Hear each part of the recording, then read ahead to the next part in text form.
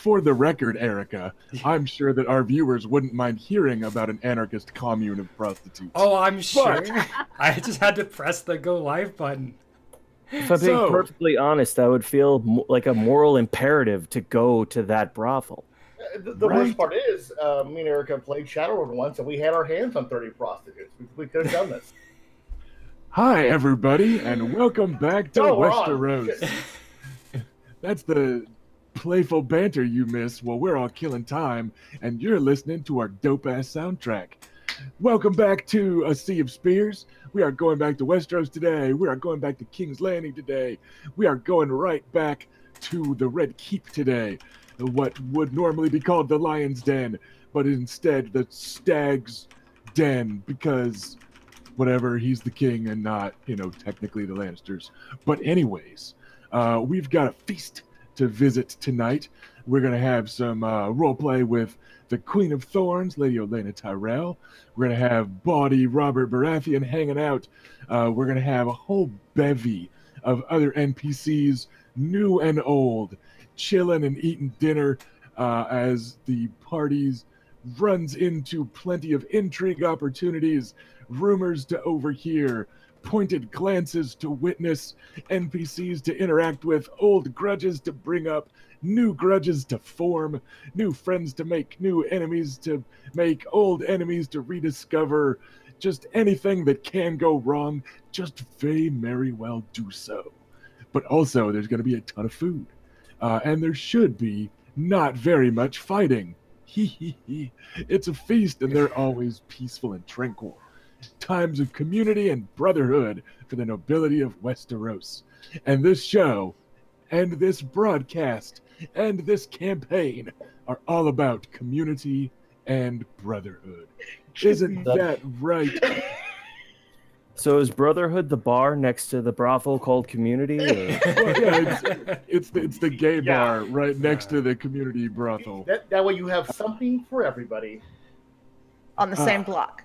Yeah. So we are going to get things going today. We're going to do our normal introduce your character type of thing in just 1 minute. But first, we're going to kick off with me introducing and reminding everybody about the Iron Throne. You can try and seize the Iron Throne by beating our stream boss with likes and cheers and bits and subscriptions and all that good imaginary Twitch stuff that you buy with Earth money to show your support for the show and for the Shadowcaster Network, who graciously hosts us. If you seize the Iron Throne by depleting its 500 hit points and beating our stream boss, you can give a destiny point to a character of your choice. That's PC or NPC. In recent weeks, we have had a veritable flurry of destiny points going towards player characters. I know at least once we had Ash give one to Sir Garland, the Darlin, Tyrell instead, in direct violation of brotherly love, instead of voting with his budding teenage hormones and in the throes of puberty. But yeah, I mean, it's fair. It's Sir Garland. Who wouldn't? I don't blame you. Yeah, so you can choose whoever. You can go to player characters, you can go to non-player characters, it can go to friends of the party, it can go to enemies of the party. It is all up to you. You are the fickle whim of a drunken George R.R. Martin, smiting and blessing as whims take you. It's all up to you. If you seize the Iron Throne, you can help or hinder whomever you desire. Speaking of whomever you desire, let's start with the character I already mentioned that has some desire on the brain. Let's go for the youngest member of House Nymerian, Adam the Archer. Ash, Hello. Who are you? Who's your character? What's your character been up to? How are things going? I'm Ash. I play Adam Nymerian, the House Nymerian sad boy.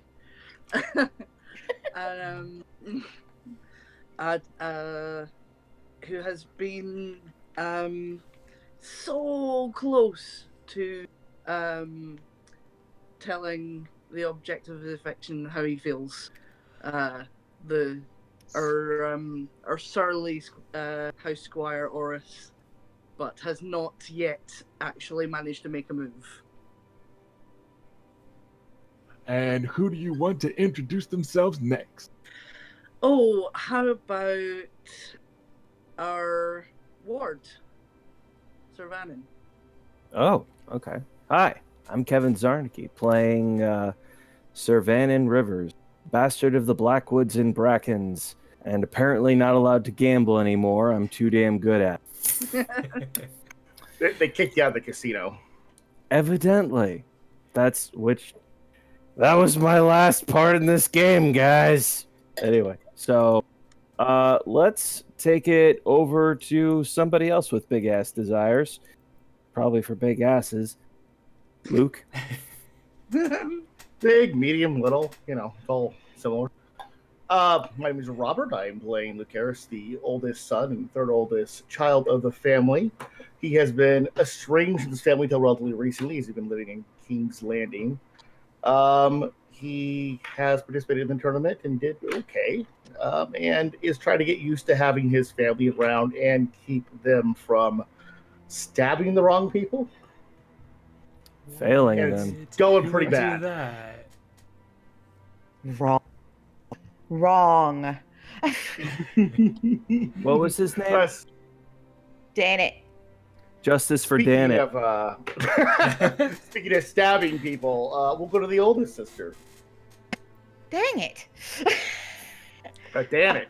Dan No, it's who you Dan it. Right, Don't forget Dan it, his Dan it. name. I'm Felicia Summerin. I play Raina Nymerian. I am the heir to the house. I am the eldest twin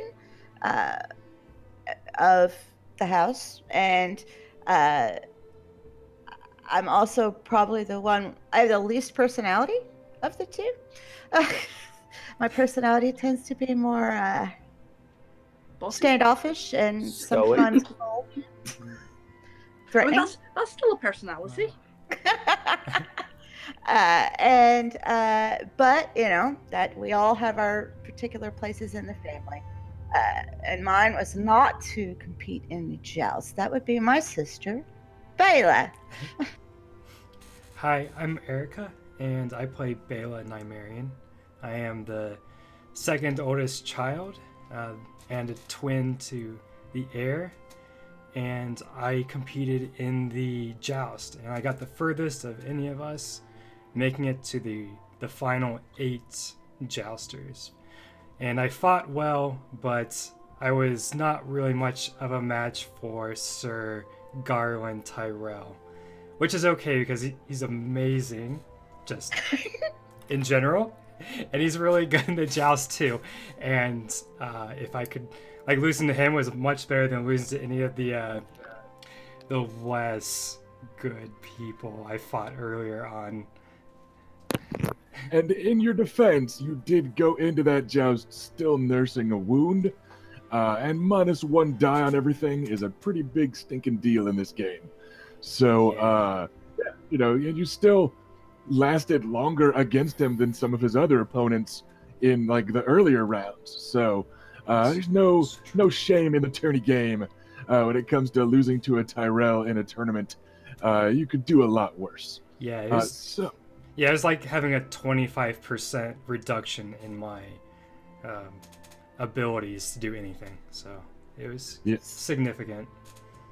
So all in all, the young scions of House Nymerian have performed very well in the joust, but also very well in the tourney proper, because the very weest and tiniest of the Nymerians, Adam, has earned himself the moniker of Adam the Archer, which you've been hearing the last few days from various merchants and grateful small folk who have been cheering Adam's name because Adam took first place in the archery contest, and then hop-skipping down into the corner, which I think I pointed in the right direction for that, the bastard ward of the house, Sir Vannon Rivers, took first place in the horsemanship contest, and some other members of the house took second and third and stuff. So House Nymerian looked all nimbly-pimbly atop their very elegant, agile, and trained steeds.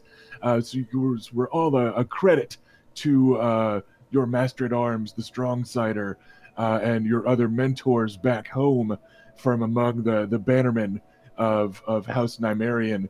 You guys all got to showcase your horsemanship, your fighting, your archery, your ability with lance and sword and assorted other weaponry. So you guys have all been doing pretty well for yourself. But tonight you are wading back into waters that maybe are perhaps a bit more dangerous to you, where you're perhaps a bit less well trained. And that's going to be this feast invitation. The other day you were invited rather offhandedly, because you guys don't really have a whole bevy of squires and pages to be your kind of default instant messaging service, the way most noble houses do. So instead, the message was kind of delivered by Garland Tyrell on behalf of his grandmother. They let you know that you were invited to this kind of rotating feast in the Red Keep. For all that you rightfully may despise the usurper king, Robert Baratheon, he has a reputation amongst the people of King's Landing and Westeros for charisma and open-handedness and generosity that's been on display with the value of tourney prizes, but also he's made a point of trying to break bread with basically everybody that's got invited to this tournament. So there's opening feasts that you guys were at with this huge crowd, but all through the tourney, he's also been having smaller, more intimate dinners with just a couple dozen people at a time. And dun dun dun, you guys are up. So you had some time to prepare.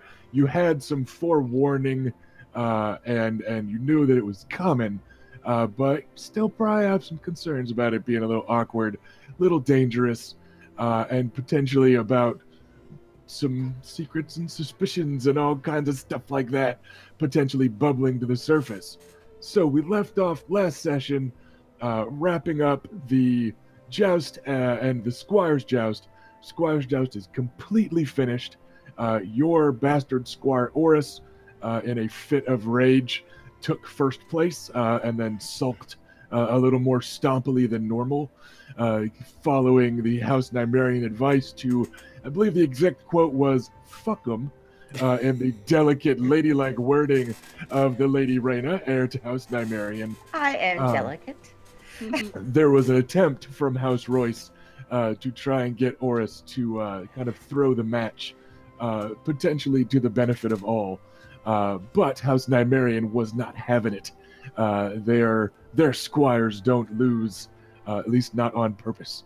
So that was kind of our last major violence in the afternoon. And then the rest of you had prep to do. And we've handled some of that prep off screen. And you, dear viewers, are just going to be treated to the auditory equivalent of the kind of slow camera pan at the start of a TV episode, or the opening kind of group shot that you know is going to be the cover art of a trade paperback in a comic book, where you're going to see everybody in their cool new outfits. Because the young scions of House Nymerian have had an absolutely ridiculous amount of coin to sling around and a fair amount of swagger in their step all through this tourney. So getting ready for a fancy feast at the Red Keep, we've got some pretty dramatic changes. So let's take it from the top. We'll open with the heir to the house. Setting our stage is outside. You guys are going to be in the kind of villa of the on-site mansion of House Tyrell. So there's this gate with, you know, all the Tyrell gilded roses and all that. That's still a very effective gate, but it's got the ornate kind of, you know, ivy-looking work. There we go. There's a fine example on Ash's whiskey of the gilded rose of House Tyrell. So it's a very, very fancy kind of villa, mansion, estate thing with a staggeringly beautiful garden, of course, because they have to keep up appearances and expectations. You guys are just kind of milling in it for the moment.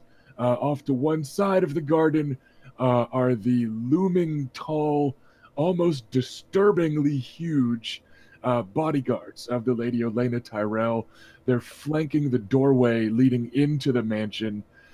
Sir Garland vanished a moment ago, and several of you, no doubt, enjoyed the view as his tight green trousers as he walked away to go and fetch grandmother, very apologetically, very graciously, like, oh, she only goes anywhere and does anything when she's exactly ready. So you guys were on time, and she is being pointedly Fashionably late. exactly. She's like, well, we'll be ready when I say that we're all ready. She's on her. She'll be ready when she's ready, and she's on her time, not anyone else's. So she's got her contouring. Yeah, she's got to finish up.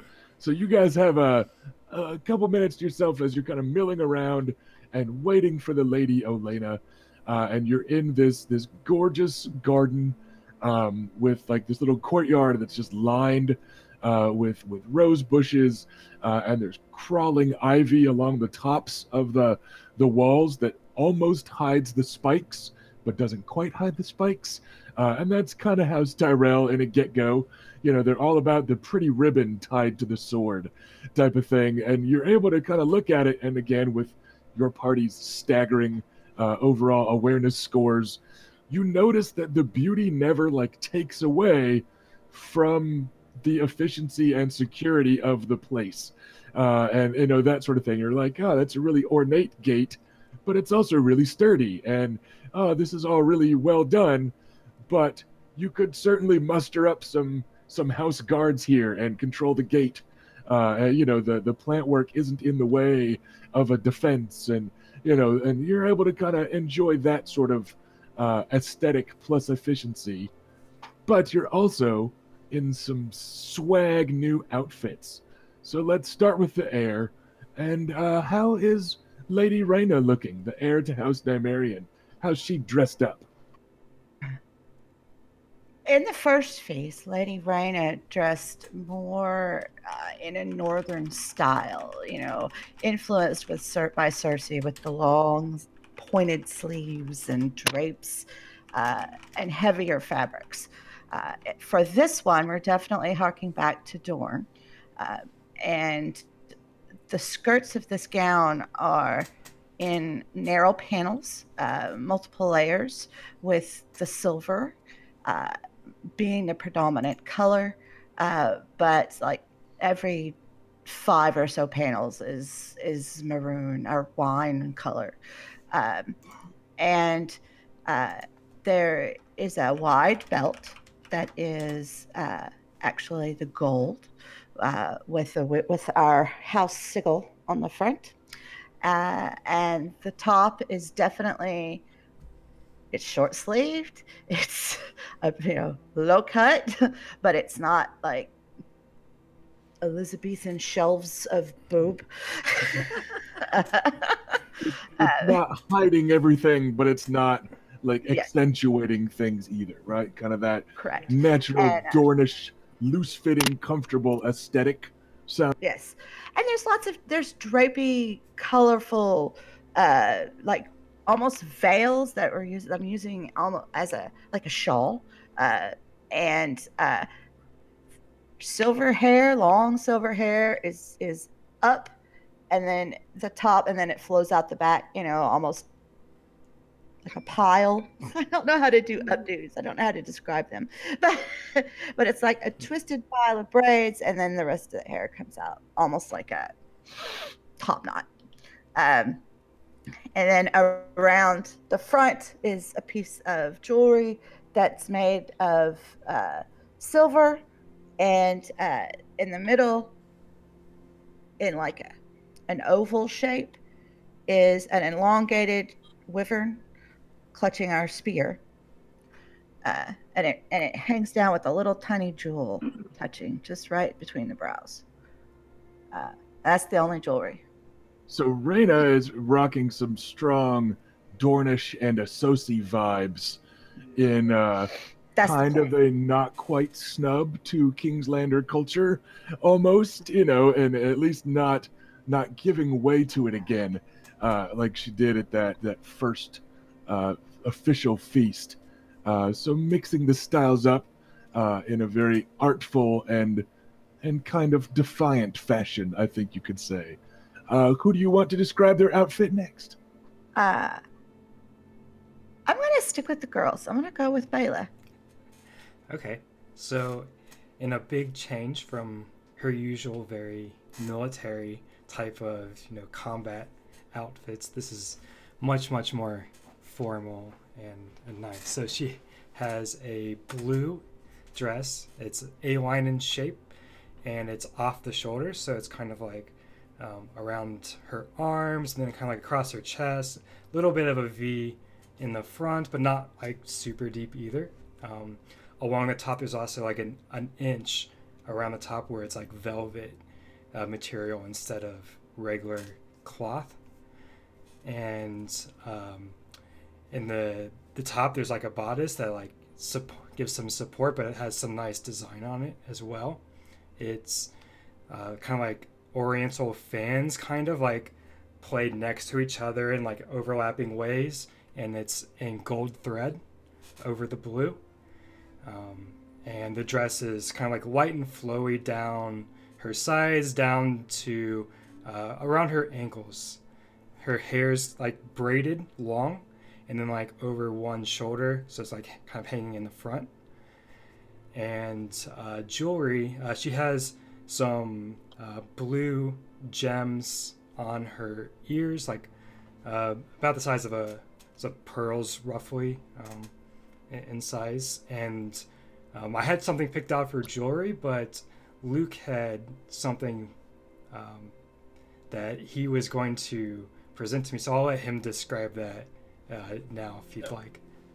Yeah, and also, Luke, if you've got a way to share that picture into chat, feel free to Yeah. do so. I don't know if you want to post a link or I'll try to post a link. You describe stuff. We'll do it that way. Okay, so first of all, I'll describe what I handed over, and then I'll describe Luke. Luke pulls out a small wooden box sometimes earlier in the day and approaches Bayla. I had something commissioned for you on account of the victories that you won. And he pulls out the box and he opens it, and inside is a small pendant. It is an oval shaped, primarily in silver, with inside a large lapis lazuli piece of stone that's been polished to a shine. Inset in the lapis is in silver. Silver inset is a modified version of his own sigil, which is basically the Weavern of the house in profile, except it's clutching two spears. So to represent the second born.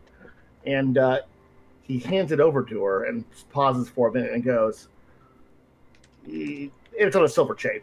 Now that I think about it, the stone looks a lot like the azure background of the hanged man of House. I had this. The Kingsguard she beat. Trent. Trent. Thank you. I hope they don't read too much into that. And I'll hand it to. Wink. Maybe they will. But this is beautiful. Thank you. I don't even know what to say. I'm gonna wear it tonight, of course. This is perfect. Thank you. Don't need to say anything. I think everyone did well, but you went 3 rounds in the tournament. That's impressive. And it will really piss Trent off. Yeah. So it seemed pretty appropriate to theme a whole outfit around that color scheme. So we've got the House Nymerian colors on the air. We've got, in their own way, this potentially kind of snub insult blue and gold color scheme coming from the second born with Lady Bayla. But yeah, everybody click on that link and check out the image. It looks pretty dope. It's basically what we keep Robert around for. But we also keep Rabbit around to play Sir Lucaris. And how's Luke looking tonight? Did he ignore his own garb in order to play pretty dress up with his big sister, or did he get himself fancy clothes too? He would have, except Van and parked a wheelbarrow full of money in front of him that he won betting with his money. So we see Luke. He looks a little bit different. His hair is the main thing that stands out. He has removed the dye from it. He is now standing there with the long, some silver wavy hair. His outfit itself is a deep red with kind of almost coated in a silver thread with a paisley pattern on it. Almost a very Westernland style, actually. Except the thread, the cloth itself is very thin, silkish, very Dornish in the way it fits and blows in the wind. That's wrapped up with a large thick belt with a house sigil on it. And he has his small sword on his side on the belt, and he's feeling pretty good. He should. So far, we're 3 for 3 with every player character's outfit being kind of defiant and kind of proud and kind of an insult to anyone that's looking to be insulted by it. And I am here for this. So let's continue the trend with the youngest and sometimes the kind of snazziest dressing. So let's see if that carries through today also. But how is how is young Adam the Archer looking? Oh man, don't rub it in. I don't have a sir. Right, okay. I put some effort in. Do you want me to just read Adam's, or do you want me to read Oris's as well? Well, whichever order you want to do them. Adam, because he was stylish, has also kind of been writing a herd for Oris, and also because Adam really wants to just modify one letter in writing herd and Oris. So instead, he's been in charge of playing dress up on Oris this week. So Adam has multiple outfits to describe. So you share them however you want to, Ash. If you pictured them together, that works. If you want to do them one at a time, whatever works for you. I wrote them separately, so I'll read them both separately. So I'm going to have to slightly look off screen to read. So Adam has picked a high-necked dove grey doublet with darts of silver and black thread that make a sort of undulating geometric pattern across the centre panels. A fine silver chain hangs around his neck and drops to mid-chest level before looping back on itself to attach at the left shoulder, pinned by a small curved wyvern clasp. The clasp attaches the doublet to a silver-coloured silk half-cloak that is so thin it can almost be seen through. His shirt is black linen, the sleeves loose in the main body of the arm, but with long cuffs laced tightly from wrist to mid-forearm.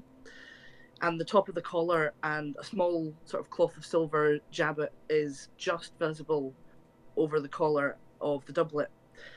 He's matched that with black linen breeches, close fitting round a high waist and from the knee down, but like a little looser in the thigh to give a sort of tapered appearance to the lower legs and the waist, and also for keeping cool and facilitating freedom of movement.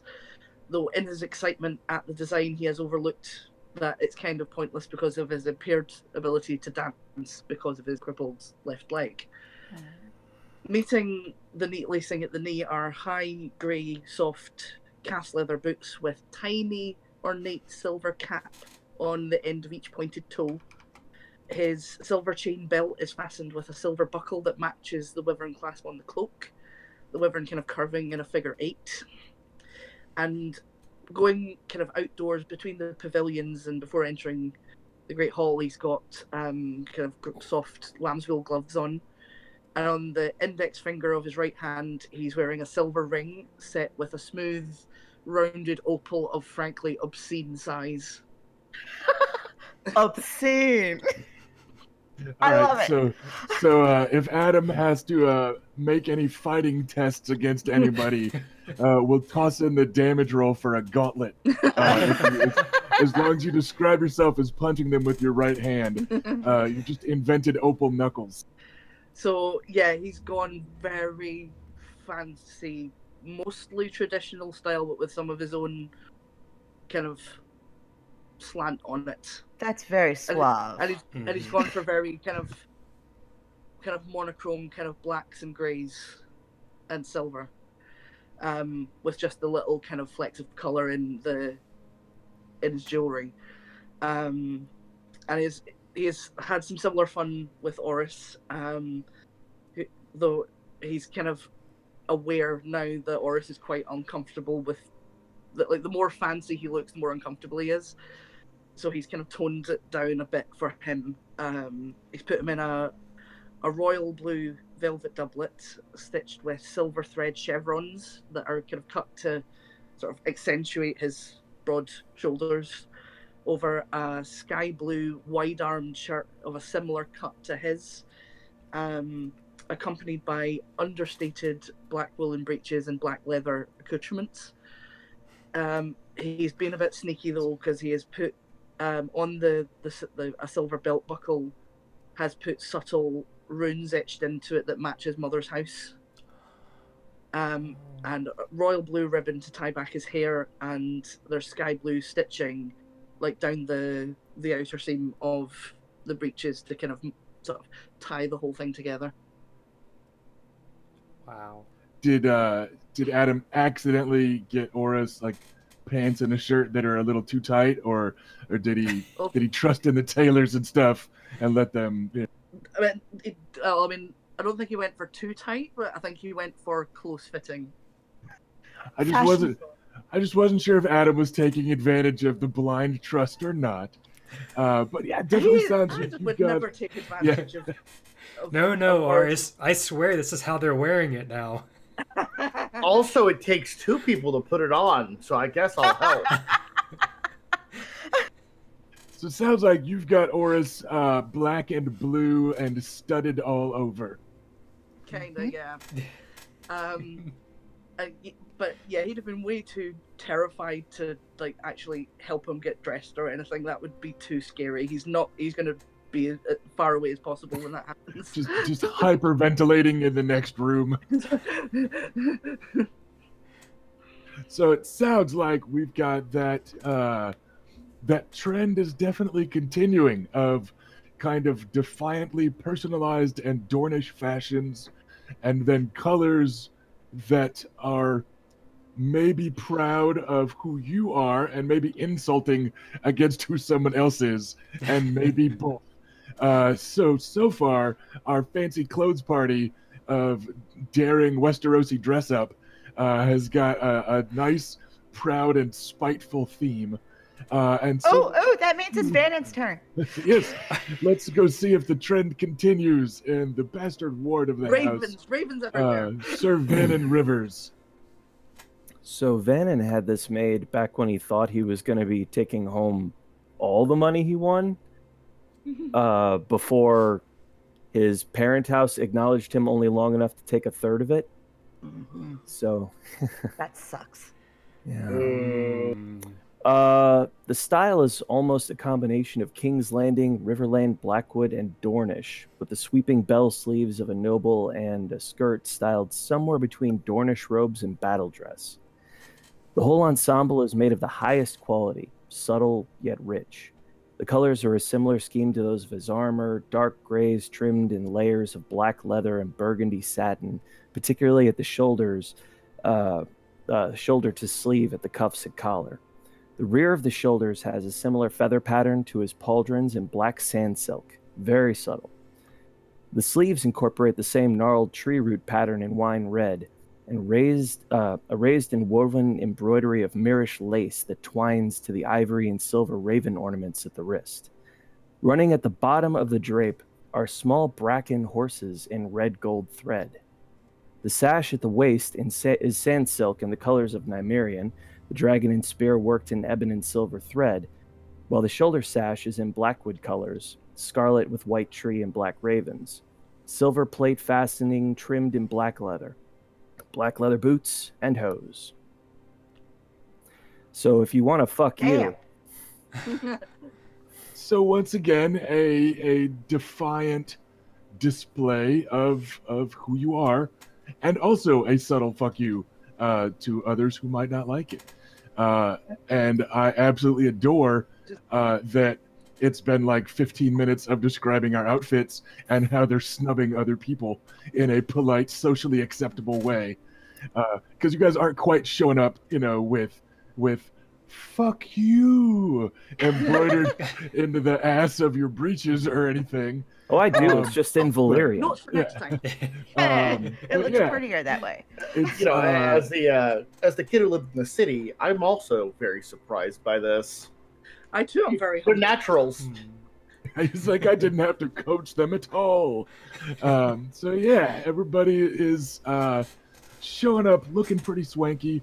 So it's like we mostly have the house colors with the kind of black or gray and red, but then we've got a couple standing out with lots of blue as well. Yeah. So it's still, kind of a theme to the group. And someday, when there's an inevitable civil war, you guys can split into two factions, the Reds and the Blues, when you kill each other, and we stagger the episodes that they're every week, and I'm running two campaigns, and trigger one another. Like, we've got stuff all set for that, so thanks. I mean, nothing. But yeah, so we've got That was your preview for next season. So we've got some cool themes going. Everyone is very, very nattily attired for the evening, but still not quite living up to exactly, Westerosi norms here in the North, because you guys aren't from the North, and the side of your family that was from the North was the blood of old Valyria and the kings and queens of the dragon line of Targaryen, and you're like, fuck you, we wear what we want anyway. Or you're the bastard ward going, yeah, no, this is who I am. Fucking deal with it, with a built-in mic drop literally on your sleeve. So that would have been a good color scheme. Go with Targaryen colors. Right? well, there is still a closing feast in a couple nights, so you guys Right. potentially do have another, I have a chance. yeah. My proposal is this: we all dress in red and black for that. All of That'd be a us. pretty big fuck you for Okay, all That of would- just to be clear, we spend all this time trying to get the attention of King Robert Baratheon, and once we have it, Yeah. we dress up like fucking Ravenloft just to spite him. It sounds That's Dornish to me. Can't I don't argue with that. Right? Like, But it would be suicidal probably. But somewhere Prince Oberyn is like, I don't know why, but I have an erection right guys. now. oh, he always knows why he has an erection. Yeah, I mean, come on. So you guys are arrayed in the courtyard of the Tyrell Villa, all kind of giving each other little nodding appraisal looks. We did have one last small change, and we're gonna go back to Felicia as Reyna for this. We already mentioned there was one hair color change in the party, with Lucaris washing the dye out of his hair and kind of flying the house colors with his flowing Targaryen-hued locks. And there was also another hair change Well, that was I did not planned. force him to do this, okay? I asked What? Oris if he would consent to dyeing his hair to like our silver for the duration of the rest of this particular tourney, so that to kind of fly our colors and to be recognized as part of our house. Oris would answer by quirking an eyebrow over Reyna's head, which he could do effortlessly, and just like looking past her at Adam, his fashion consultant. Single queer eye for the bastard guy, and he would just give Adam the look like, huh? Like, should Oh I God, do we do what your sister says? He gives Adam that look. So we're gonna put the ball in Adam's court. How much does Adam want Oris to dye his hair? Because there are times that NPCs are gonna totally have their own objectives and goals and stuff, but this is not something Oris particularly cares about. So he's going to trust House Nymerian on this one. I like her hair the way it is. I mean, Raina, I mean, most houses just put a sigil on their livery. I mean, he's already. We can put him in our colours. I'm just concerned. I asked him. He doesn't have to. It's not a. I'm not saying let's do this. I asked. So if he doesn't want to do it, that's right. I'm just concerned that it might send an unintended message and also clashes with the outfit that I've picked for him. All right then. Then make sure he is closely barbered. I will. Yes, of course. I don't want him to look shaggy. I would never allow. I'd rather he be clean shaven. I don't want to be. I would never allow him to look shabby. Just shaved last week. We'll give you another pass over. Just make sure it's extra neat. Don't worry about it. Huh? All right. I'm going to try not to worry about it, but be prepared.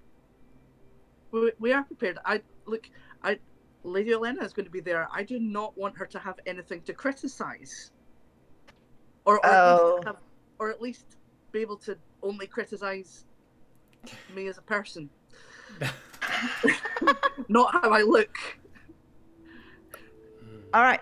And that includes Oris as an extension of the house. I have the matter in hand, I promise. So it sounds like, just to be clear, to finish the descriptor with the outfit for Oris, he has been clean shaven. His hair has been just kind of trimmed and neatened up, combed, and that sort of thing. Yeah. And then in the neat ponytail. Yeah, it's tied back neatly, yes. All right. And that is still a pretty stark difference from his normal look, where by about noon he's got a 5 o'clock shadow, and he did shave like a week ago, so he had a full-on beard going, and normally his hair's just kind of wherever, unless he's getting it out of the way for a fight, so it's still a pretty big difference, and between that and the outfit, he is pretty cleaned up, so.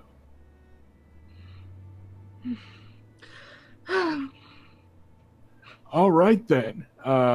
So did anybody else have major cosmetic change? We got the hair from anybody else dye their hair, or I think everyone else tends to have a little bit shorter hair. Yeah. So nothing fancy, just kind of it's been combed real good type of stuff. Nothing more dramatic than that. Yeah, I mean it's normal.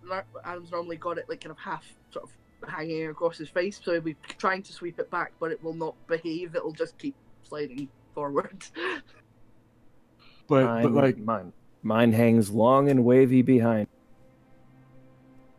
Cool. All right. I hope so.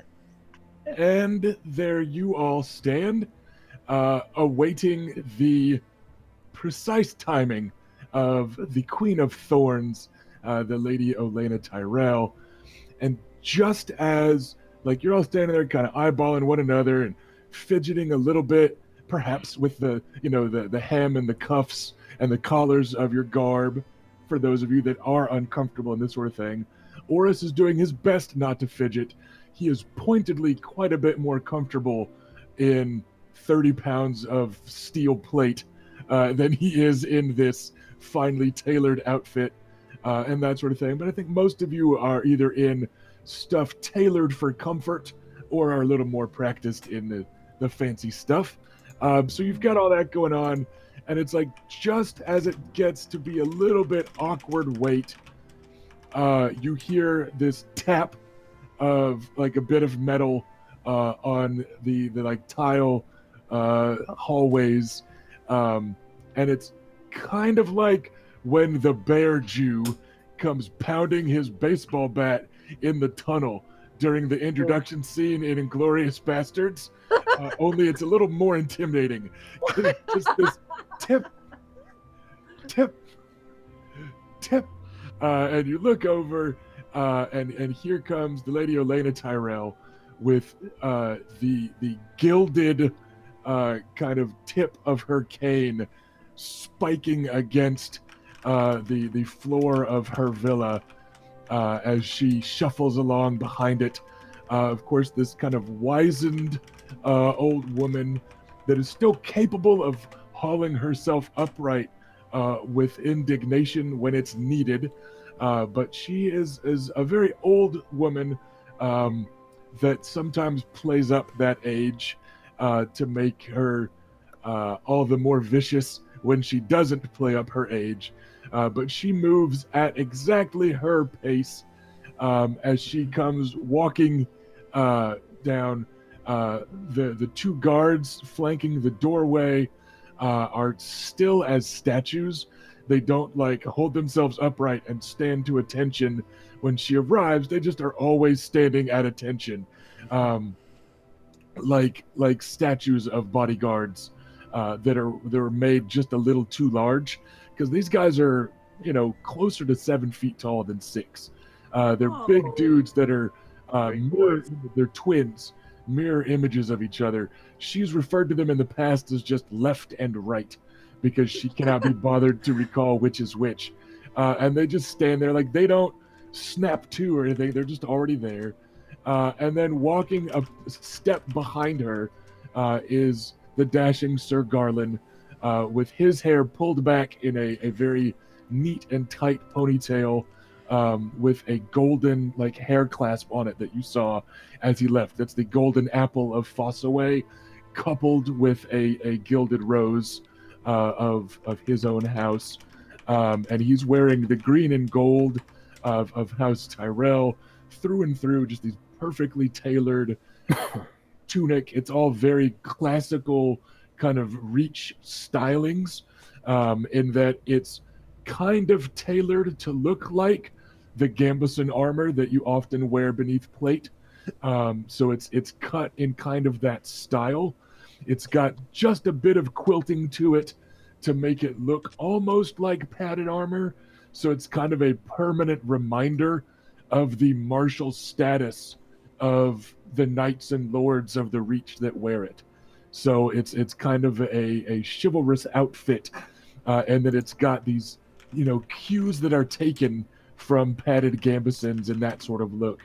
But it isn't just the gambeson that you wear. So he's in all the green and gold of that, and he's walking along about a step behind her. Yeah, what's up?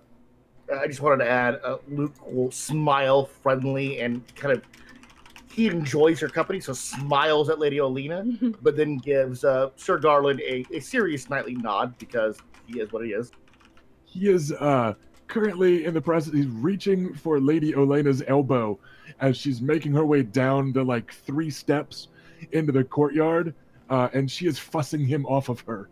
And then they turn, and then they go back. This will get a grid. And then they go back to looking regal and perfect. But it's just that immediate momentary shift where he is gallantly reaching for her elbow, and you feel like 20 years ago she might have pulled a hairpin out and jabbed somebody with it. So that sort of thing. It's that exact sort of body language. He does not look injured by her refusal to accept his help. It's probably something that happens every time they cross a threshold, right? And they immediately and seamlessly go back to flawless Reach gallantry.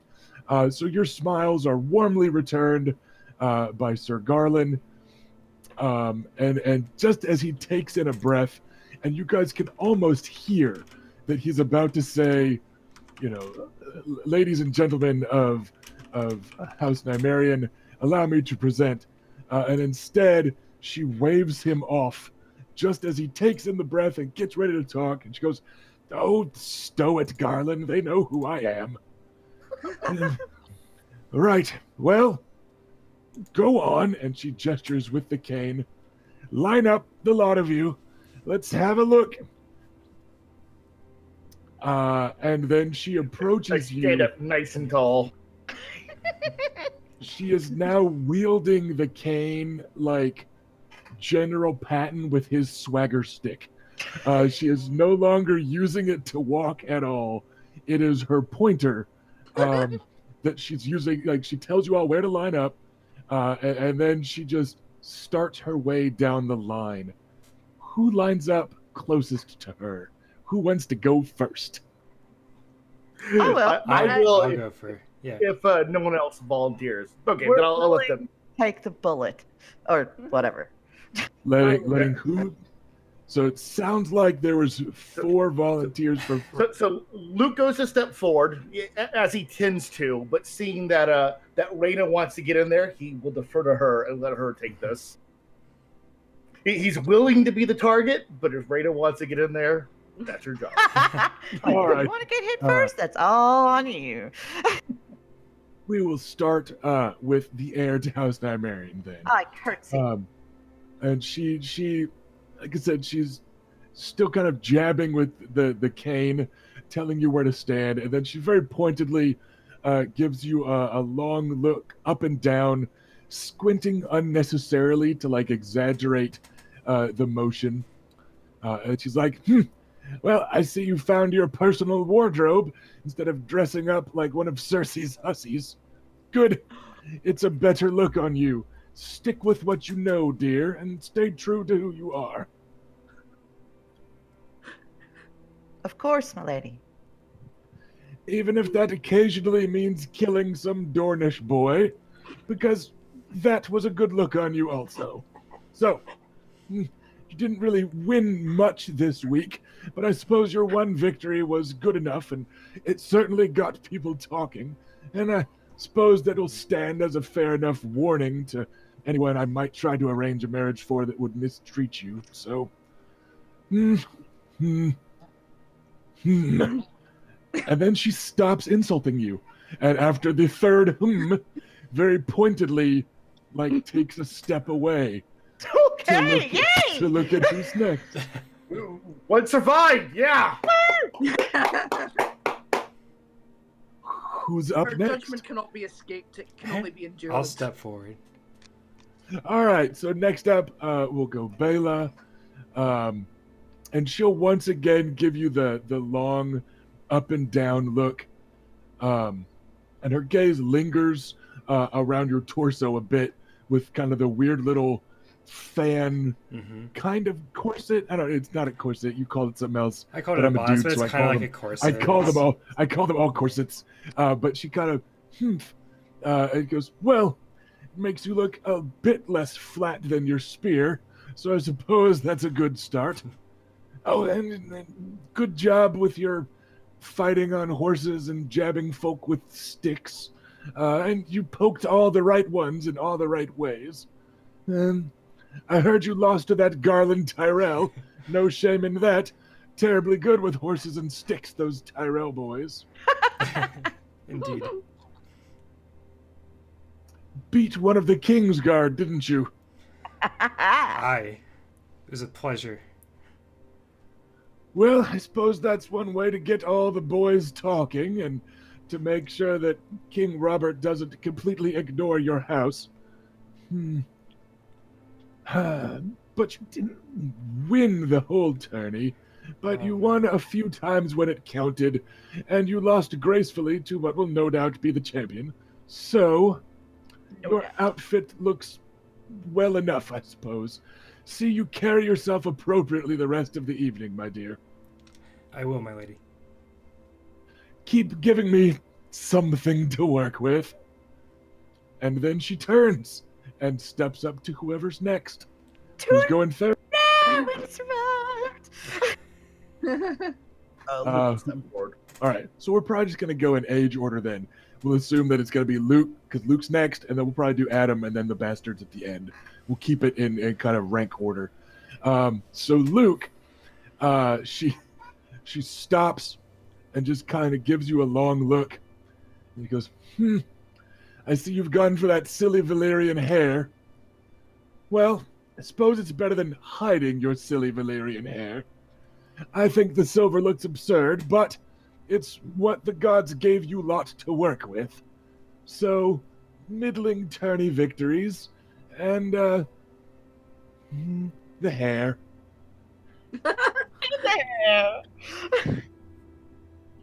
You clean up well, dear, but just keep it that way, and remember other parts of you. And she points rather pointedly at your, let us say, center of balance and bits just below it, with the cane. He goes, see to it you keep other bits just as clean. Let's not sully the goods before I can sell them.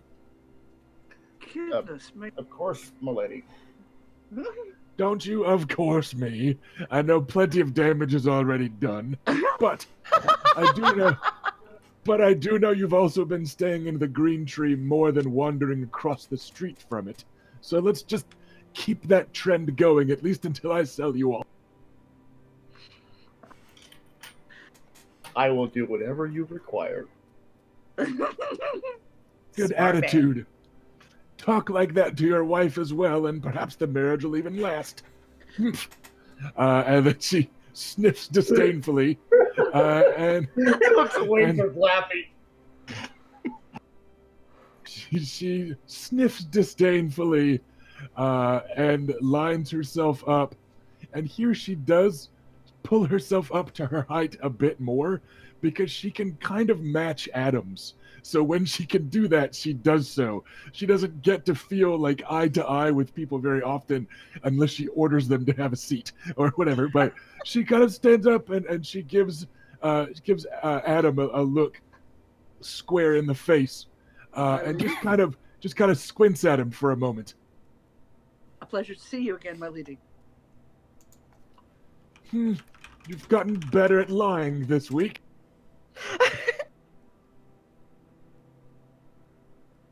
It is no lie, my lady. Gotten a bit better at hiding your fear, too.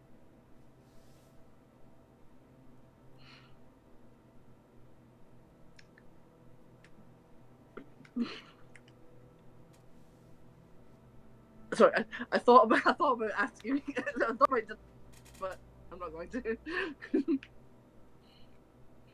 Well, you are a lady of considerable influence. Surely it is only natural that a young man would be somewhat intimidated. You're placing your words with all the care you showed with your arrows the other day. Good. I told you to find a new hobby besides being the clever one, and you even managed that. Perhaps you are the clever one. Fine work, Adam the Archer. Thank you, my lady. Yeah. As she turns to step up to Vannon, who is next, she gives an airy gesture towards Oris, who's at the end of the line, and looking almost as pale as his silver hair would have looked. He's just like waiting for his turn with quite a bit more trepidation than he did in jousting literally everyone under the age of 18 in the city. So she just gives a little wave to Garland, and she's like, go on, talk to him about something shiny and sharp. Distract him like you boys do. And Garland affably smiles and walks up to Oris, and Oris is kind of led away, and they're chattering, and he takes them off to talk to left and right, as she is then turning and lining herself up and leveling the artillery at Vannon Rivers. Oris is off talking to left and right, and it's a little weird to see people taller than Oris, but Garland is just chatting amiably. One of the guards like draws his sword and hands it to Oris, hilt first, and they're just chattering on about shiny, sharp things, looks like.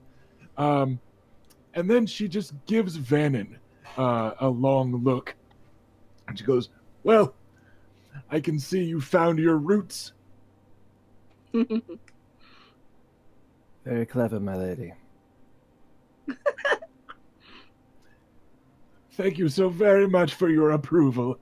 I feel myself growing strong already. Oh, Jesus. uh, oh God. Puns. Adam's anxious. I love how Adam is more anxious for everyone else's turn. So empathetic. I got off relatively unscathed. I was waiting for something absolutely withering to hit me. Any retort from Vannon to her playful leaning on her House Tyrell word? I think I had a retort. Good. And she'll just glance over the outfit again.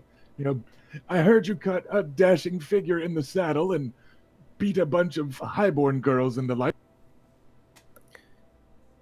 Luck, unfortunately. Winning where you can is terribly important in the Game of Thrones, dear boy. Take what victories life gives you and show them off.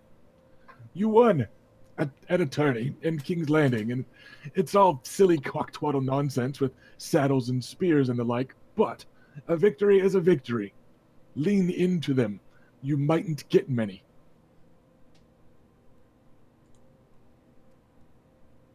That's Polite damn fine nod. advice. Oh, and leave your hair as it is. Tying it back is for folk with a bit less First Men blood. The wild look suits you, boy. My thanks. And she then gives you another kind of appraising up and down look. Well, and she kind of backs away towards kind of the middle of the group, around where Luke was standing, kind of mid row, and kind of gazes up and down each of you again. He goes, yes, you've cleaned up well this look, gotten your feet under you, and that's important in King's Landing, but it's even more important in the Red Keep. Mind your manners around Robert, and that doesn't mean follow etiquette. It means mind your manners around Robert. The usurper's a sot and a drunkard, so act however it is he's acting, but suit it for whoever else is around. He values courage, and you lot have started showing that this week. Let's not stop now as we go beard the stag in his den. I believe that we're very ready, my lady. Now, about your giant bastard. I heard he won something for beating up children this week, so I don't suppose we can convince you to let him stay here and not coming to dinner. From Adam? the look at his face, Luke has no problem with this, but does not say anything.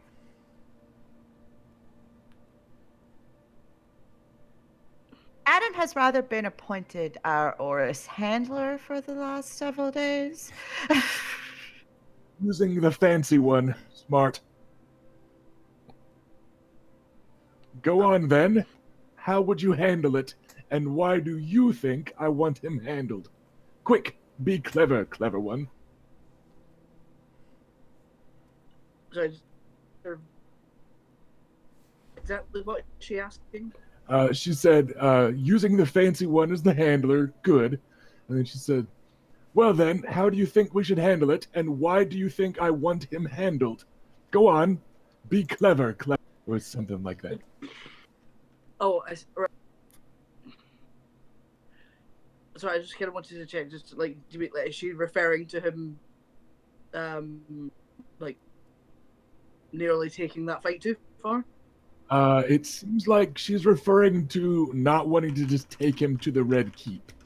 Like, she was kind of testing, she's glancing at the lot of you, not just, right, boring into Adam, but, she's kind of testing the waters, seeing why it is you might think she doesn't want Oris to come. One might phrase it as have quite the right look.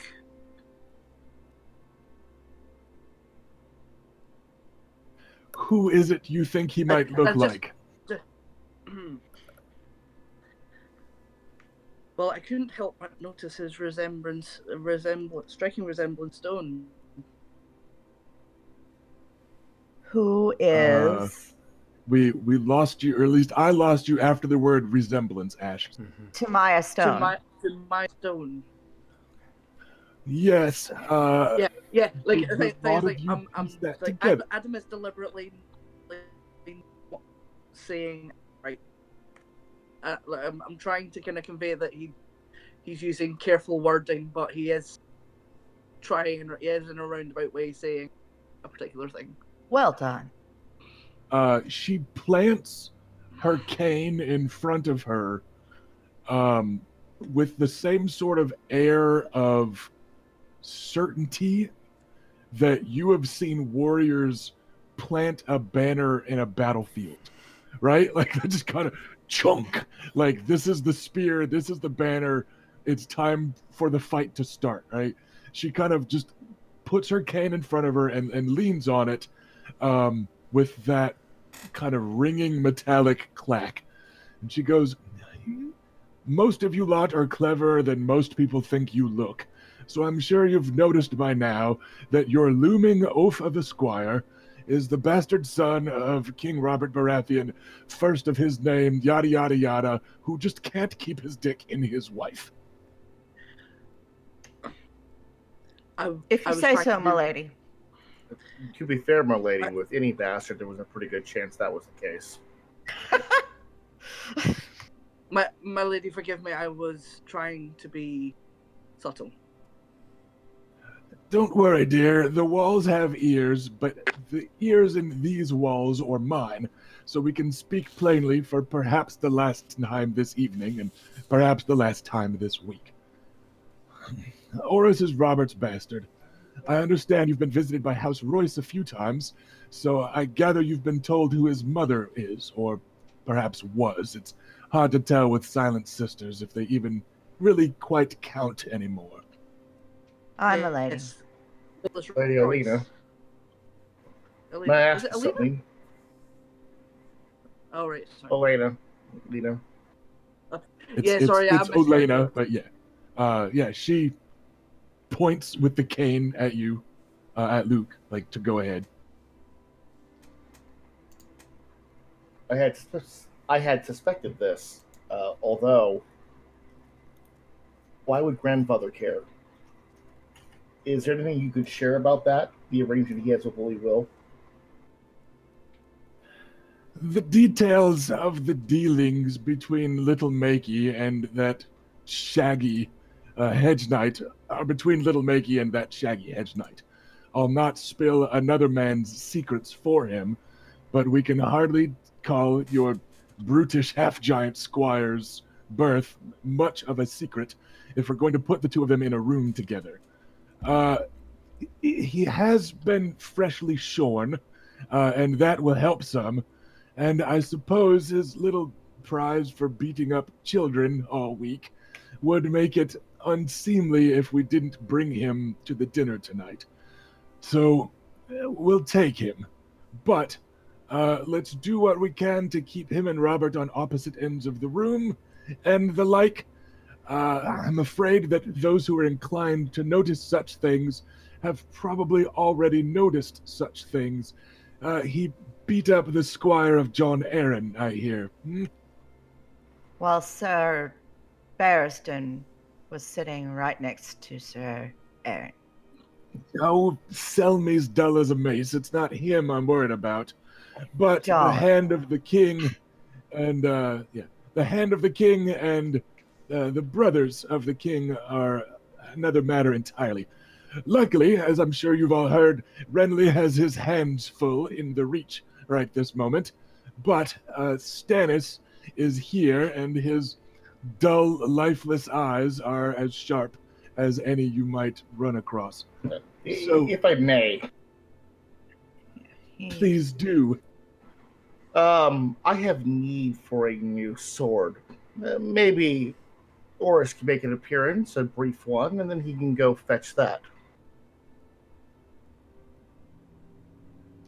Oh, I see what you mean. Devise some reason for him to only be present as long as it's polite before I mean, he's our squire. He will fetch a weapon if we ask him to. And I have a need roll of one.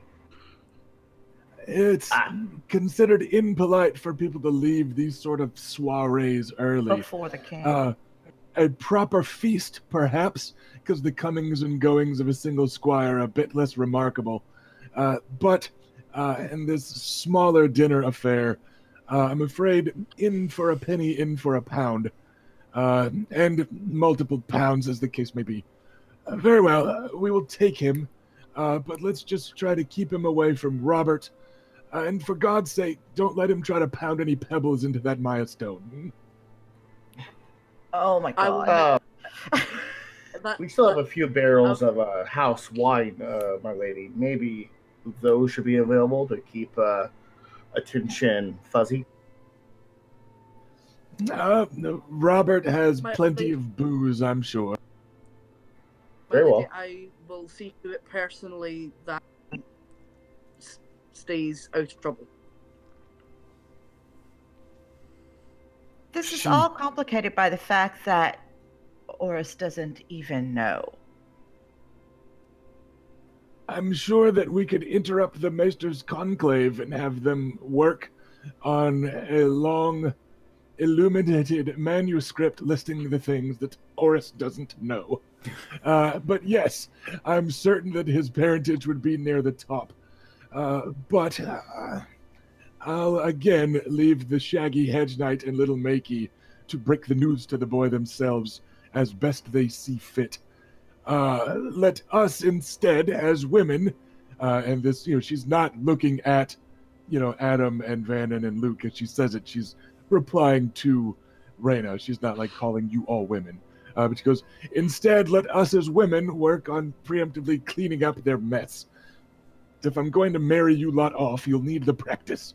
So let's just minimize the damage that the oaf will do, and do what we can to otherwise be charming this evening, or bold, or charming. I will talk to Oris about the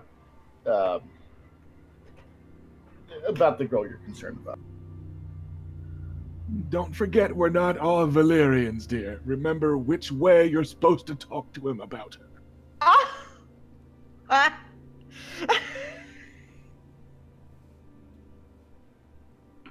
Right then. Yeah, of course. Westerosi way.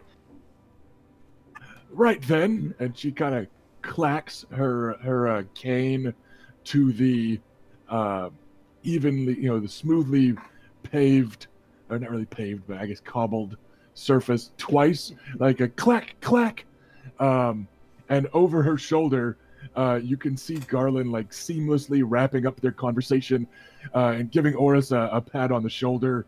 And like this whole time behind him, you can see Oris like standing and comparing his height to left and right. And at one point, the three of them were reaching out and comparing the length of sword arms. And then like Garland was showing them some like parries and ripostes, and so, like they're just doing like sword dude talk back there. But as soon as the ting ting rings out of her little double tap on the cobbles, Garland tosses his head to laugh gallantly at some little joke made by left or right. And then gives Oris a clap on the arm and tosses his head and leads Oris back towards the rest of you. And Oris is just kind of following rather placidly, like a draft horse that doesn't really mind that it's being led type of thing. It's just, he's looking rather un-Orisy for a moment because he was just trying to get his attention, hanging out with sword dudes, doing sword dude talk. And then the group is reunited. And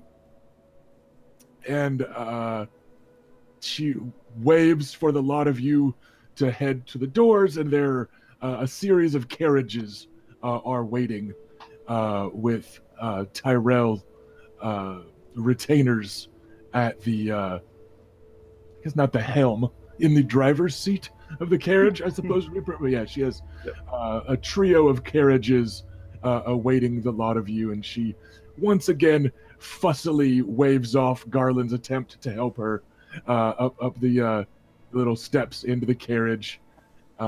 Stubborn old coot. And so yeah, Luke approaches the last carriage in the chain, and as he gets in, he looks around and says, "Oris, join me." Oris will clamber up. There's room for probably one more in that carriage, especially if the one more were to be Adam, who's the little one.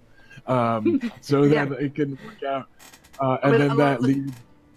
unless, like, tells me I can't go, but Yeah, So she if he doesn't as- stop me, I'll be clambering in.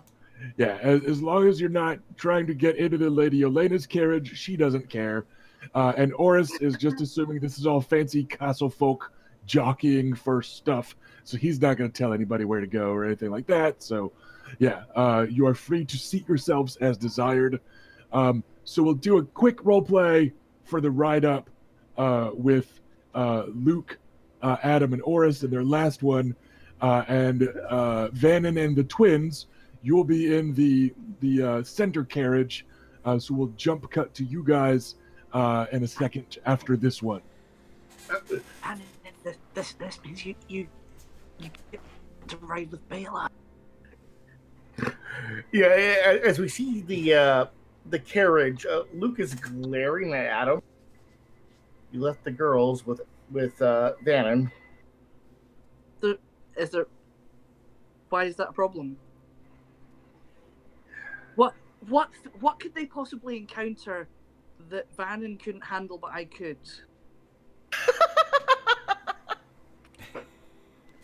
Oh, there are so many things, my brother. It is fine. I, however, wish to talk to Oris briefly. I saw he was eyeing a young lass, a rather large one, actually, at the tourney grounds. Maya Stone, was that her, Oris? Oris flushes red and kind of glances guiltily between both of you. And he goes, I wasn't eyeing nobody. I just hadn't seen a girl that tall before and wearing breeches. And that's all. It was good breeches. This is a place of no judgment, Oris. When the Except there maiden is when the maiden is made flesh, there's no judging looking, Oris. However, I want to talk to you about something briefly. I've done it before. I don't need no instructions from you. When Wooly Will was pretty sure I was 16, he took me out on what we thought might be my name day, and I was made a man of at this brothel. So I don't need you telling me where nothing goes or the like. No. I was going to tell you where things should end up and where they shouldn't end up. It sounds like Wooly Will maybe discussed that with you already. I'm not gonna father no bastards if that's what you're worried about. I'm not gonna do to no other girl what was done to my mom. Very well. I give Oris a nice nod, and our talk is done. He is satisfied.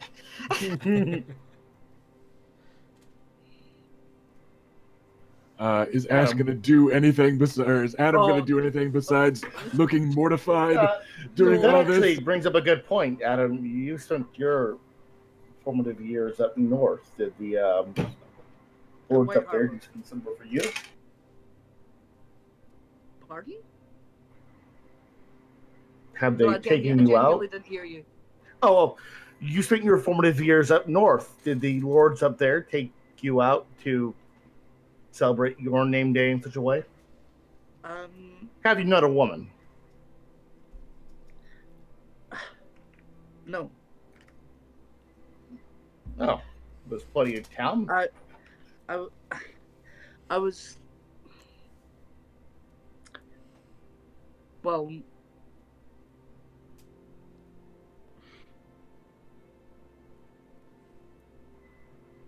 Brother, are you okay? I was more focused on training, I suppose.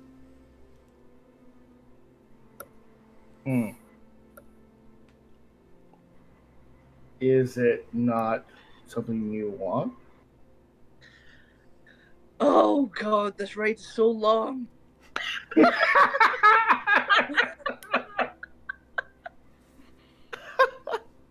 Oh, I'm immediately regret. You may have spent a lot of time at North, brother, but we are Dornish. No, We don't have the same hang-ups as the Northerners. I know. Though I have spent exactly as much time at White Harbour as I did at Wyvern's Rest. So I'm sort of literally at two worlds at the moment. It's just not a thing that really. It's just not a thing that's really crossed my mind. I understand. I mean, not the first thing you said, not the second thing. I confess. It seems like it's been so long since I've been home. I'm sorry. Go ahead, Adam. No, that's all right. I just, well, God, this is embarrassing. I fear I might. Well, I don't know what I would do. I would just panic probably. I can't even stand and be assessed by Lady Olenna without being terrified. So Luke puts a hand on his shoulder. I'll tell you what. You don't worry about any of that. We'll find you a nice Dornish woman, and she'll do everything for you. All right, Luke. But yeah, I understand how you feel, though. Can we perhaps save it for another time, though? I'm not dressed for it tonight. I didn't mean tonight. Like tomorrow, maybe. Okay. Actually, there's some Summer Islander girls at the place I used to like, and they are. Oh, we'll discuss it later. Oh yes, fine. Yes, flexible, adventurous, gorgeous. Well, poor Adam. Beauty is one of life's great joys. I know the accident robbed you of use of your leg, but that should not limit you in what you want and what you do as much as you think it should. You won that archery contest. You blew, I don't know how many people away. That was impressive. Thank you. I'm quite proud of that. It's true. I do worry about what anyone who I try to be close to will think of that.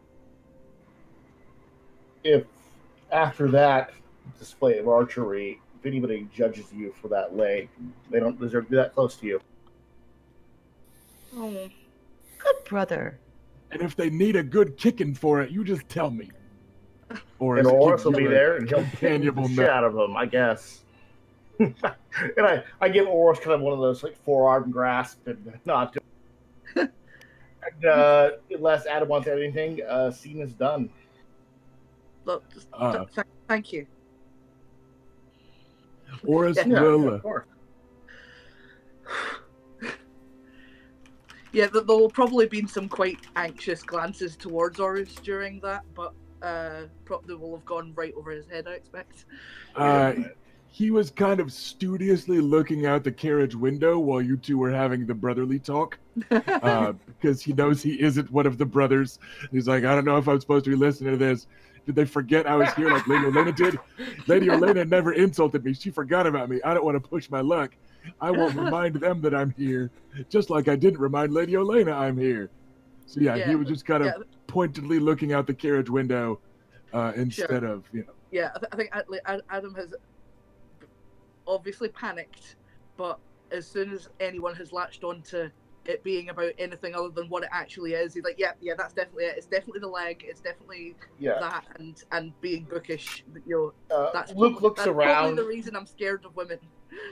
Luke looks around, notices how much comfort Oris seems to give Adam, and thinks to himself, I'll get them both laid. That should help. That'll make things better. They'll go in together, buddy system. That'll help. And then we will have the camera pan away from the third carriage, show the carriages making their way through the streets of King's Landing towards the Red Keep. And then the camera will zoom in on the second carriage. What kind of sex talk is going on in that one? It's a very good question. Dry as the county, my man. So what are we up to in the second carriage with Vannon and the twins? So you think Danet's gonna come up during this whole time we're here? I mean, last time we went to dinner. There was a huge scene, right? Yes, there was. Yes. And now we did the duel. You defeated him, and then he died.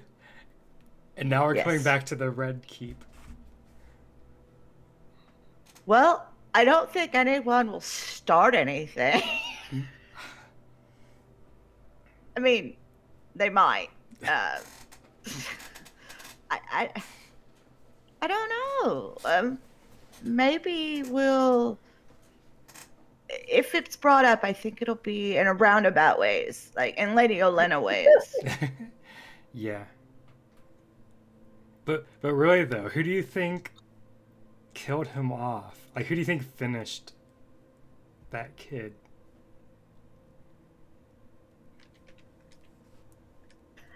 Whoever set up the slaughter of his small folk. Probably. That would make sense. I have no idea. I don't know who their.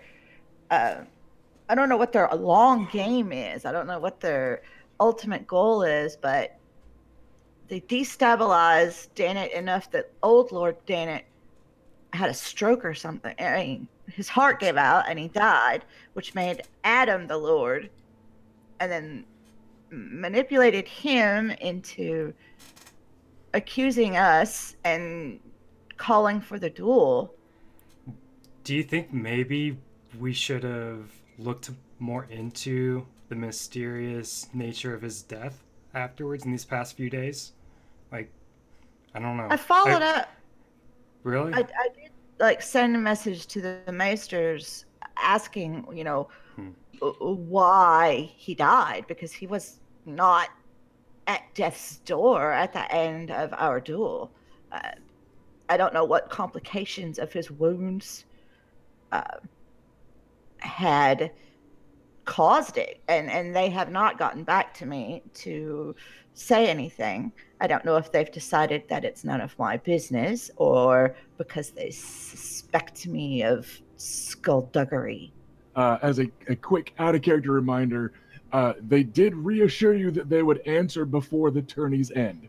But there was some disagreement amongst the Maesters of the Conclave, and they would not share information until they had reached a conclusion. That's right. They didn't know. They weren't sure. You were arguing still.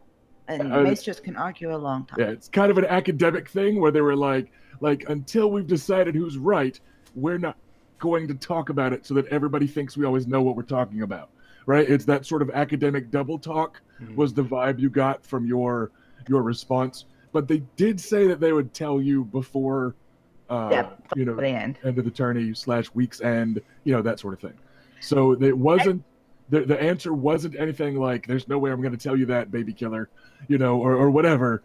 It was there's still some disagreement, and we won't be telling anyone until we're certain. But didn't Lord Fannin, didn't you say that you went to the Maester's little mini conclave super convention at some point? I don't think we actually played that out, though, did we? No. So I'm wondering if maybe you overheard something while you were there. He did not. They don't have their... We're not sure what happened medical conversations where random people are going to overhear them in their academic disputes. Vannon did get some book recommendations and that sort of thing. That was the main thing that he was asking them about. He didn't get all of his questions answered because there are some question answers that I had planned for role-playing out in game. So some of the not answers or delayed answers you guys got were not answered or were delayed for a reason, so we could do it on camera. But no, you don't get to just. You didn't just happen by while a bunch of maesters were like drunkenly yelling about exactly what killed Adam Dannett or anything like that. Unfortunately, You're implying that doesn't happen. In other words, I'm afraid not, my lady. And I don't know. I mean, the only possible member left of the house is the daughter, who's been missing for years. Months. Months. yeah, it was a couple to several months ago. The nearest you've told, because remember, houses Dannett and Nymerian aren't on great terms, so it's not like you got official notice or whatever. And maybe they didn't tell you the daughter went missing because they half-assedly suspected House Nymerian of taking her or whatever, But by the time that you guys heard about it, she had already been missing for a few weeks. But yes, Iris Dannett, the how old is only she? other member. She is roughly of an age with you lot. She's a year or two older than Adam, so 20-ish. Adam was 17, or Adam Dannett. Oh, right, okay. Yeah, sorry. The other Adam. Yes, her brother Adam, the one who's that not Reyna, the one that Reyna killed in front of the king and stuff. So she was head of the house though until she went missing. Is that right? No. She was heir until she went missing, And and then Adam Yeah. Dannett became heir, right? yes, when Correct. she kinda like she went missing, so she wasn't like dead. You guys Oh, don't okay. know that the late Lord Dannett ever officially said Adam is heir, But then the late Lord Dannett when got lighted. when the late Lord Dannett did pass away, though, Robert said, "All right, well, Adam, you're it, because I've got to make somebody Lord. We can't find your sister. You're here, and you're also here in King's Landing." So he made Adam Dannett Lord. You Okay. don't know if the late Lord Dannett ever like officially proclaimed anything or whatever, because again, you guys don't really get the Dannett news. You Not don't anymore. have that. Yeah. So yeah, it was Lord Alfric. Alfric was the late Lord Dannett. But in Dornish custom, and they were Andal blooded, but in Dorne, that Iris Dannett would have been heir and would have become the lady. She went missing. You guys aren't sure why or how or exactly when. A little after that, old Lord Alfric passed away from something, heart attack or stroke or what have you. Well, I Young still Adam. suspect the Ironwoods. They have a motive in that they could easily manipulate Adam into doing this, and then when he dies from the duel, then they have no heir now, and so they just Right. inherit That all lands these in lands. limbo, so it would revert to the Lord, the next Lord up. Yeah, it That's- goes back to the. They're the only people who have motivation, as far as I know, and so I blame them. Renon. What's that? It's Valerian for who profits. Oh yeah, exactly. Yeah, I Technically, agree. we Vane. could profit. Who? We could profit. I don't. Maybe like it's not like the land's gonna go to us. Doesn't. I mean, someone might think we'd be bitter about them being given to the Ironwoods, but And that's to not be a- clear, you guys as a house absolutely were bitter about the lands being given to the Ironwoods. Grandpa Maker redirected the streams and rivers to no longer flow to Dannett lands once the farmlands were lost to you. So it's not that some people might think we were. It's like we were very openly bitter. but Keep but in we're mind, not bitter with the Dannets. Like it wasn't Dannett's fault. Right. It was. and keep in mind, the gods say we're innocent of this crime. That's important. Right. Well, of course. Yes. But there's one thing about having like the face of being innocent, like legally, but like everyone's gonna talk right on the back channels, and Exactly. The seventh said. Hey, you're not here. I know. I'm just out of character remind me. You're right, And, though. but yes, and we, I don't know. you're right. Like I don't know what we would have to gain at striking, like at wiping out the entire damn household. Like, okay, so we win that victory, and what does that gain us? Nothing. Nothing other than they don't exist. But it's not like we don't get their land back. So. Right, exactly. But some people, I don't know, maybe ignorance would move them to think that we just did it just to win. Just to wipe them out. Mm. If we can't have the Danet house, no one can. To be fair, it's a very Valyrian way of thinking. Well, some of us do have some Targaryen blood, and that could have manifested. But it did not, because we have nothing to do with this. No. Perish the thought. And Grandfather Makey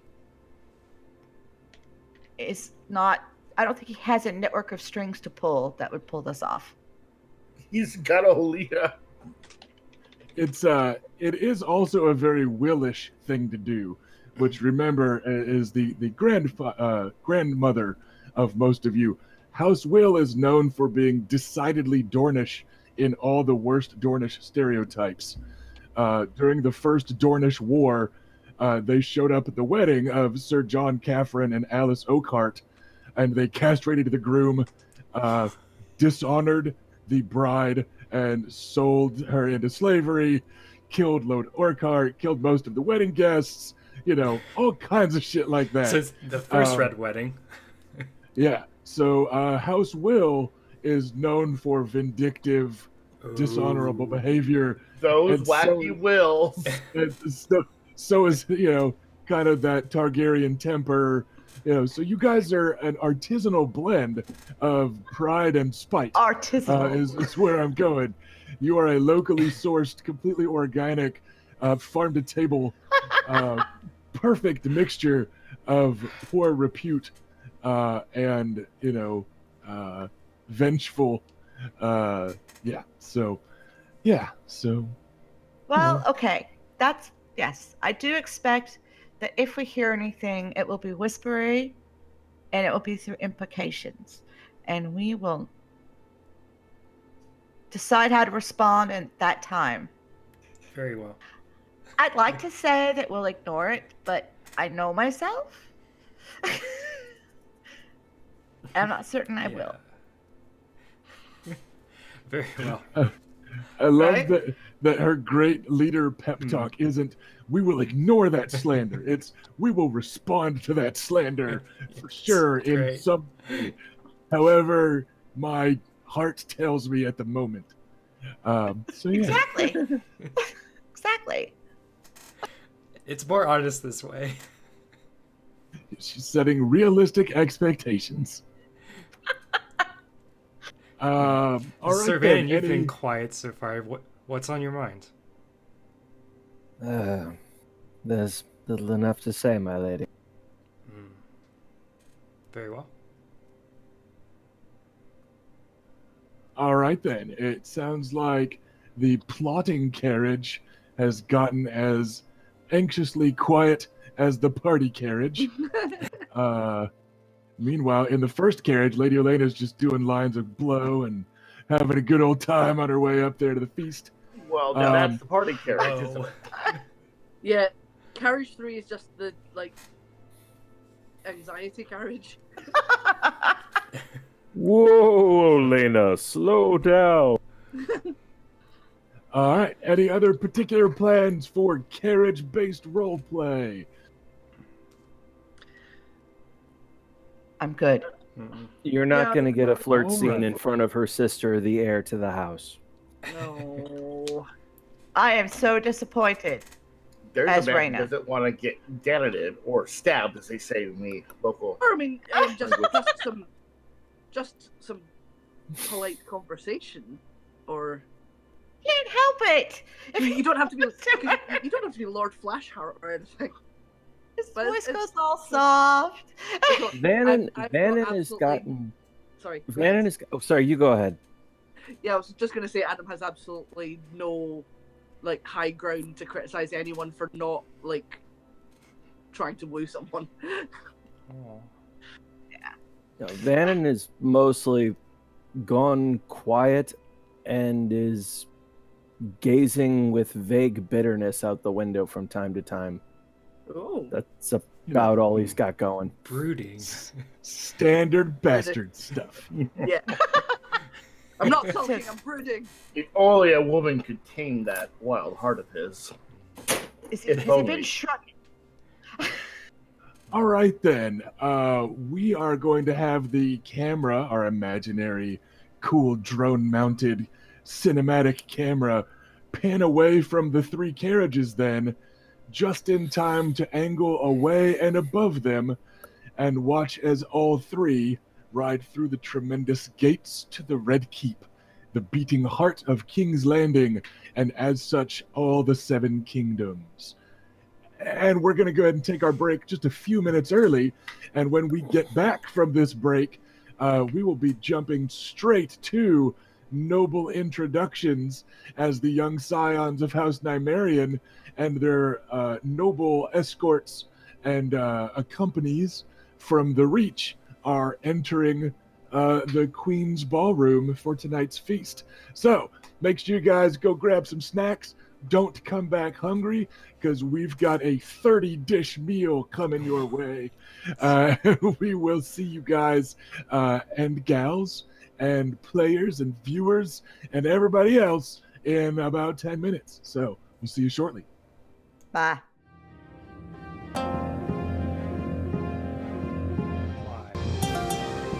And now. Hello, everybody, and welcome back to Westeros. When we left off about 10 minutes ago, the party carriage, the Tyrell carriage, and the murder carriage were rolling their way through the streets of King's Landing. One of them not actually being a party, just being anxiously discussing sexuality in front of your big brother and your crush. One of them was not actually having any murder going on. It was just discussing past murders and potential conspiracies and stuff. The Tyrell carriage, as far as you know, is absolutely still just crammed full of Tyrells, which means it's got a pretty high status score up there in the lead.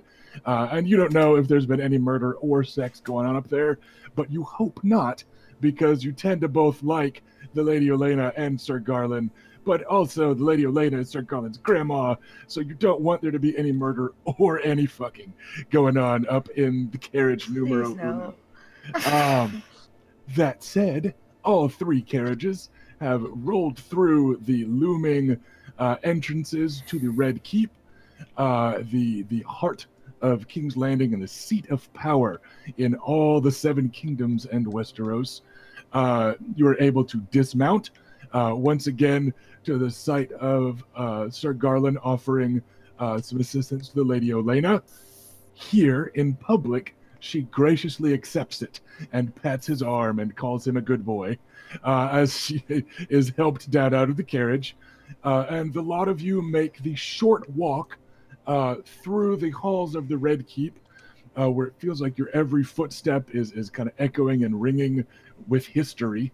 And can't help but remember, those of you with strong Valyrian blood in particular, this is supposed to be yours.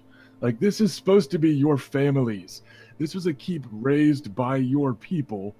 And it's only really been these last couple decades that it belongs to somebody else. So it's not in the family anymore. And That's a shame. it just looks a little off somehow with Baratheon and Baratheon Lannister stuff hanging up. You know, those banners. Single word you know. escaped Luke's lips, and that is home. So it's got the crowned stag of House Baratheon instead of the righteously furious three-headed dragon of Targaryen, which hung for centuries in these halls. And now you're on your way to the Queen's Ballroom, which is now Queen Cersei Lannister's. And that probably doesn't sit real well either. They've redecorated. I hate it. I hate it. And you all to varying degrees, because you were all home to varying degrees, but you grew up on stories from Lord Makar talking about how the dragon skulls used to be prominently on display, and things like that. And of course, they're not any longer. You catch just a glimpse of the Iron Throne as you walk past the throne room proper. And the Lady Olenna, the slow tapping of her cane, which itself kind of echoes through the hallways rather pointedly, announcing the arrival of the Tyrell and Nymerian retinue, as it were, slows down and stops outside the door to the Queen's Ballroom. This is not the proper feast that you guys attended earlier in the week, with just about everybody invited. As a smaller affair, it is nominally going to be less formal because Robert Baratheon is just less formal any chance he gets. But you do hear Lady Olenna mutter to a page at the door that scurries away, and then she waits and she kind of gives you an offhanded comment over her shoulder. Dear me, it's dreadful. They've got that no-good Pycelle doing the introductions. He's older than my teats. Oh. Are her teats older than herself? The rest of her? Who knows? I mean, no. Is there a dissonance of age? There are many strange magics. There certainly can be a dissonance in age between teats and the person. I mean, this is true. I mean, she's just an uncouth old lady, really. So She's been to a shy. And so, after waiting patiently it's like when Lucerys complains about the queue for the brothel being as long as his dick. It's an uncouth exaggeration. But it's immediate entry. So you've got to wait about a minute, and then you hear, as you've heard a few stages of the tourney, this kind of reedy, watery voice of Grand Maester Pycelle lifts itself up with all the formality that he can muster, which is rather a lot of formality. And you hear, the Lady Olenna Tyrell of Highgarden, mother to Warden of the South, Mace Tyrell, Lord of the Reach, accompanied by her grandson, second born, Sir Garland the Gallant, Sir Garland Tyrell of Highgarden. And the pair of them walk in arm, with Garland lifting his free hand. He's often kind of casually walking around with it on the hilt of his sword, as becomes a knight. But he lifts it to give a few little kind of pageant perfect waves and smiles to the people inside. At a quick glance, you see a couple dozen folk. We'll give you a fuller list as you make your way in. And as the two of them are making their way in, he just continues.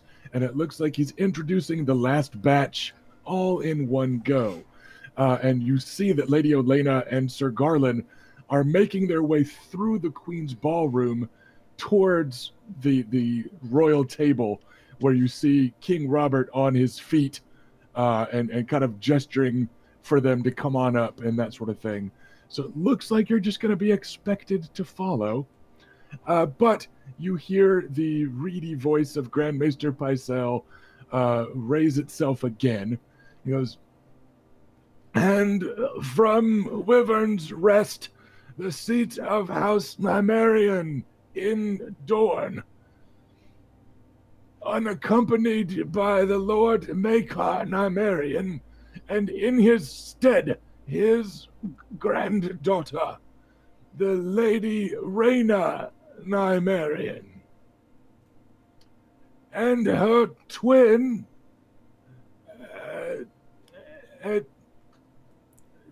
contestor in the joust of the Princess Marcella's name-day tourney, the Lady Bela Nymerian, and their brother, knighted by the hand of the Red Keep's Master-at-Arms, Sir Aaron Santagar, is Sir Lucaris Nymerian, contestor in the Princess Marcella's name-day tourney. And also Adam Nymerian, Adam the Archer, champion of the Bowman's contest in the Princess Marcella's name-day tourney, joined by ward and retainer, champion of the horsemanship contest in the Princess Marcella's name-day tourney, Sir Vannin Rivers, and their squire and champion of the Squire's Joust in the Princess Marcella's name-day tourney, Oris Waters. Oh my god. Like, you know that you could have already been up there and, like, bro-fisting Robert Baratheon. Yeah. But it is not until he is done completely that he reaches out with one trembling, wrinkled, veiny hand and gives you this gesture that makes it okay for you to advance. The Lady Olenna has been keeping a meter with his slow announcement with the tap of her cane, so that she has been adjusting their pace. And you see that Sir Garland has been stopping to speak to a knight or two on the way up there, so that it doesn't look like an awkward, uncomfortable thing for them to have adjusted the pace. And you are waved into the door, and you see, and here we're going to do a quick guest list kind of as your way to the front. At the rear of the room is the inimitable Grand Maester Pycelle, in all his authority, glory, volume, and haste. And accompanying him is a young acolyte of the Maesters, who seems to have more than his fair share of Summer Islander blood. And you recognize him as Alaras, who you noticed earlier in the week. He seems to be a young lad, 15 or 16 years old, with dark Summer Isles blood. And you remember him having a faint Dornish lilt.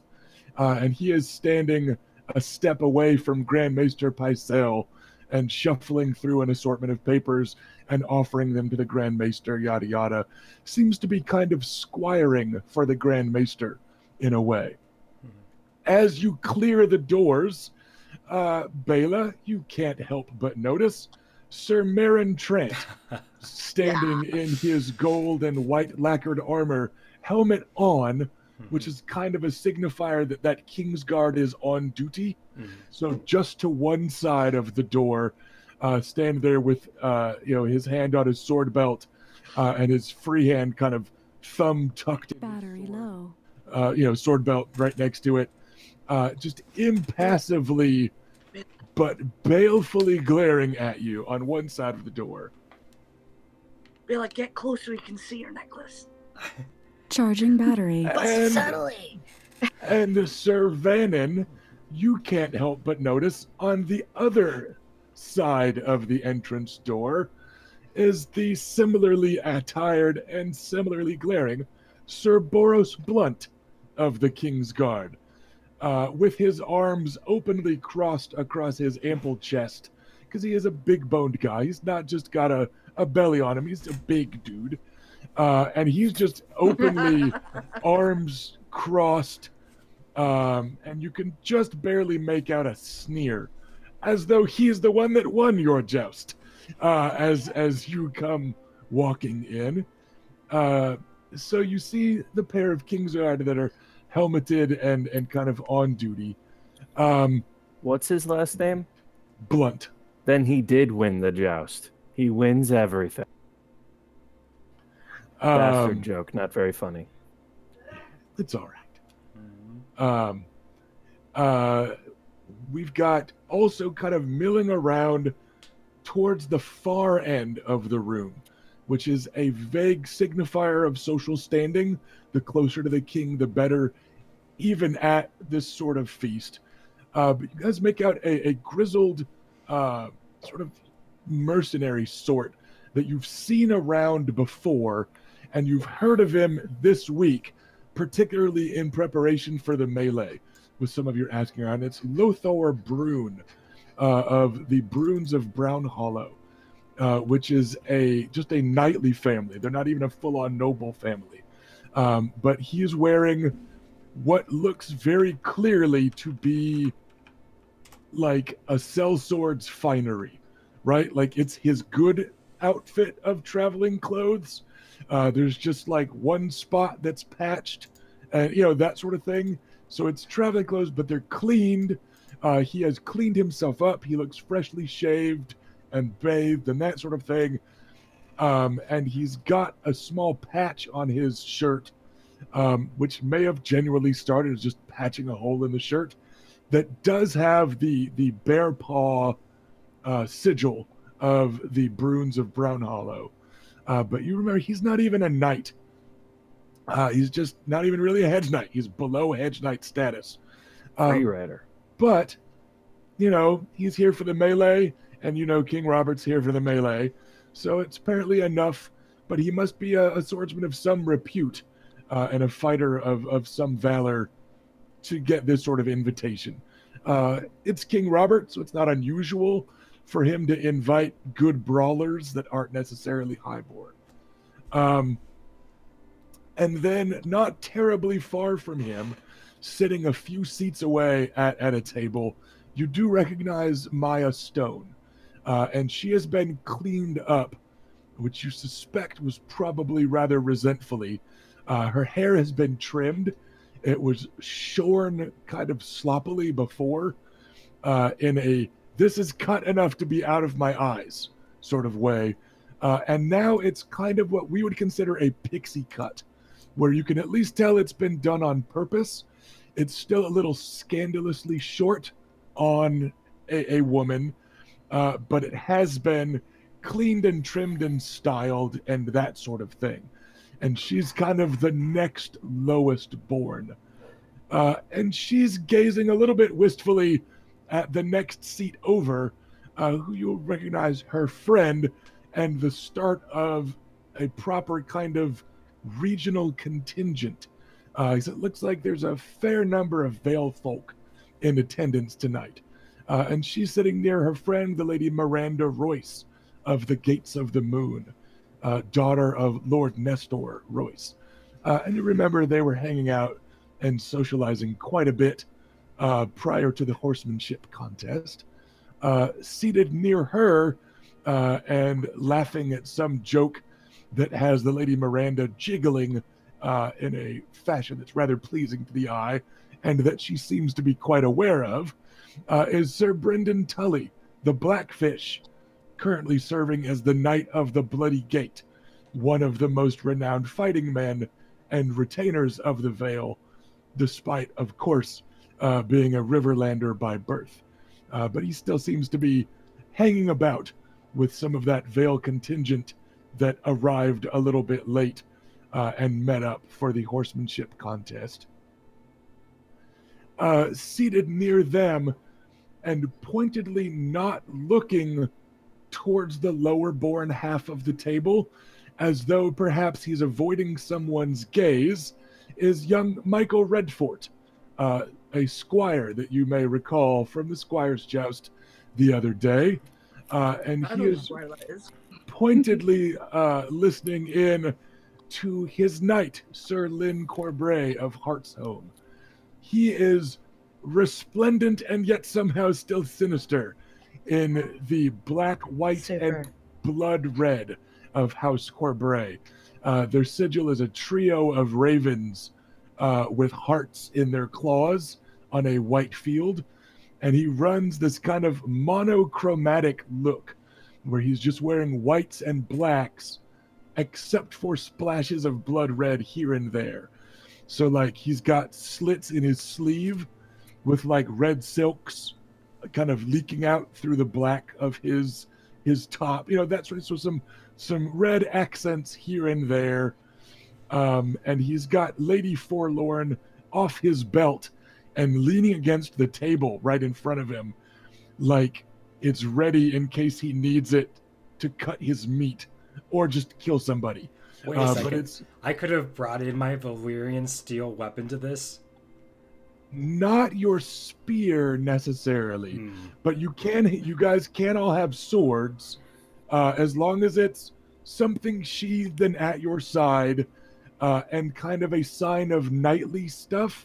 So Oris couldn't carry one, Adam couldn't carry one, but yeah, the rest of you can certainly have like swords. Yeah, I definitely have my short sword with me. Yeah, Lynn Corbray is small sword. Excuse me.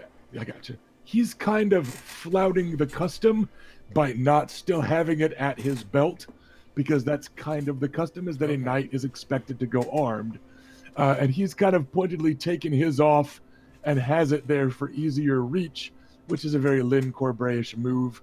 But you can kind of get away with that a little bit with Lady Forlorn and being out of fucks to give. So he's there looking very dangerous and kind of subtly splashed with blood is the look he's going for, right? This white and black and then just the splashes of red. And it's a look that he pulls off better than most. He is sitting near the rest of that kind of Vale contingent. But the head of the Vale contingent is Lord Peter Baelish, Master of Coin here in Westeros. And he's the one that you can tell most of the Vale contingent is kind of seated in proximity to. Like he's the proximity marker of the Vale contingent. He's the one that Lynn Corbray is listening to instead of the joke that the Blackfish is laughing about. It's Lynn, Corbray is raptly paying attention to some important thing Peter Baelish is saying. Seated near Peter Baelish is a grizzled old master-at-arms with sun and wind-burnt skin and craggy features and a short kind of mane of white hair, Oswell Kettleblack, that Vannon and Lucaris had the distinct displeasure of meeting earlier this week. And you remember that he is a sworn sword, and despite not being a knight, he serves as kind of the master-at-arms and bodyguard of Lord Peter Baelish, Master of Coin. There's a woman seated next to him that you don't recognize, that is rather pointedly not speaking. She's a woman well into her middle age. She's a good deal younger than him. He is old enough and has lived and drinking hard enough to have that, kind of storm cloud white hair of a man well into his 50s. She looks to be early to mid 40s instead, still kind of matronly, but she is very much not kind of taking part in the conversation. She's listening. And the three of them are in the colors of House Baelish, as befitting a retainer of some sort. And you're not sure who she is, but she's sitting right next to Oswell Kettleblack, and just kind of listening to the men talk is the general vibe there. So that's the Vale contingent. They're kind of on one side of the room, seated from kind of lowest to kind of highest. Kind of. Well, it's Peter Baelish. He doesn't have a ton of land, but he's the master of coin. Right. He's clearly he's the only lord from the Vale that's sitting at that table. The rest of them are second-born or knights or daughters, that sort of thing. So he's still, even if he wasn't master of coin, even if he was just the Lord of House Baelish, small as their holdings might be, he's still kind of the highest status in that little group. Sitting opposite them, and we're going to kind of go in reverse. There are a few chairs that are clearly left open towards the head of the table, and at a glance you can tell that it is a bunch of reachmen sitting there. So there are several seats that are open towards the king's portion of the table that you don't doubt at least two of them are for the Lady Elena and Sir Garland. But just next to that kind of reserved section, you see a pair of knights of House Florent, Sir Imry Florent and Sir Aaron Florent. You haven't seen a lot of Sir Aaron this week, but he's been serving as the master of the lists. So he's been bureaucraty behind the scenes. The both of them are wearing the red fox head and the blue flowers of House Florent. And they're also, of course, wearing the freckles and the rather prominent ears of House Florent, which is a reminder that House Florent listens in a lot here in King's Landing. They are a prominent reach house, but more lately, they have risen to positions of prominence through their sister, who is the wife to Lord Stannis of Dragonstone. So they are a wealthy house from the Reach, but they're also getting some political capital by way of the Crown Lands and their ties to Lord Stannis, and through him, the rest of House Baratheon. So they're a Reach house that's still getting some acclaim and influence by way of other houses and more direct ties to power right now. But they're sitting there. Both of them are knights. They're pointedly not laughing in a conversation with Sir Parman Crane, who is rather dashingly and almost matching their colors, and that they've got golden cranes and light blue. And as many Reach houses do, they're wearing a fair amount of white to just kind of look clean and chivalrous and to show off how clean they keep their clothes. Wearing white's kind of a power move in a place like Westeros, because you're like, no, I am above getting dirty, right? But they're sitting with a couple of members of House Crane. Sir Parman Crane is a knight of some repute, and his rather cheerful is kind of the thing you remember of her the most. His sister, Meredith Crane, also of Red Lake. You remember her just kind of laughing and having a good fucking time all through the race. Any of you that were close enough to her and her friend from the Vale, they were also riding kind of daringly for highborn maidens, with Miranda Royce pealing out laughter at kind of how risque it was for them to be riding like commoners, right? But Mary seemed to just be laughing because she enjoyed the ride.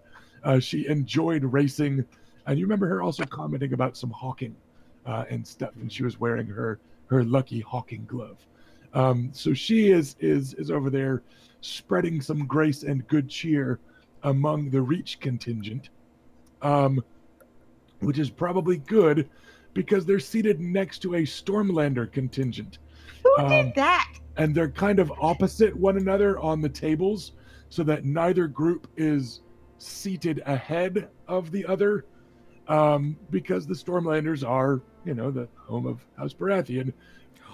But somebody took a risk by putting Sir Parman Crane not far from Sir Bonifer Hasty, who beat him in the tilt.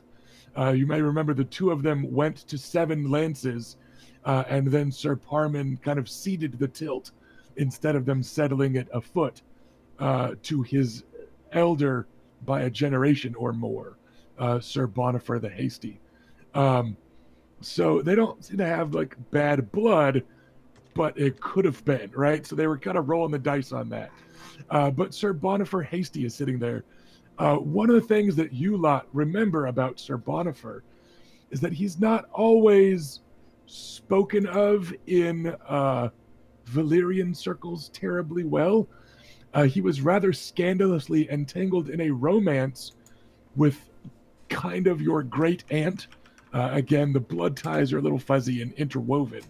But the Princess Rhaela Targaryen, who would go on to become the queen of the Mad King Aerys, in their youth, Sir Bonifer and Princess Rhaela were apparently rather infatuated with one another, which was seen as very above his station for a knight from the Stormlands.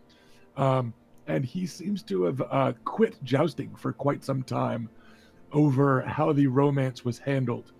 And he only reluctantly re-enlisted in the tilt at this joust. He's a sour-faced guy, just renowned for his piety.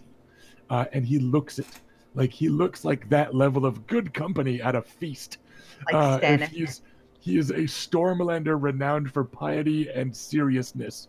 So he hasn't even got the traditional Stormlander virtues, right? Like, he's just a bucket of fun. Sounds like someone Stannis would like. If Stannis liked anybody, and if the two of them didn't immediately dislike each other, you know what I mean? That sort of thing. So he's hanging out, just kind of existing.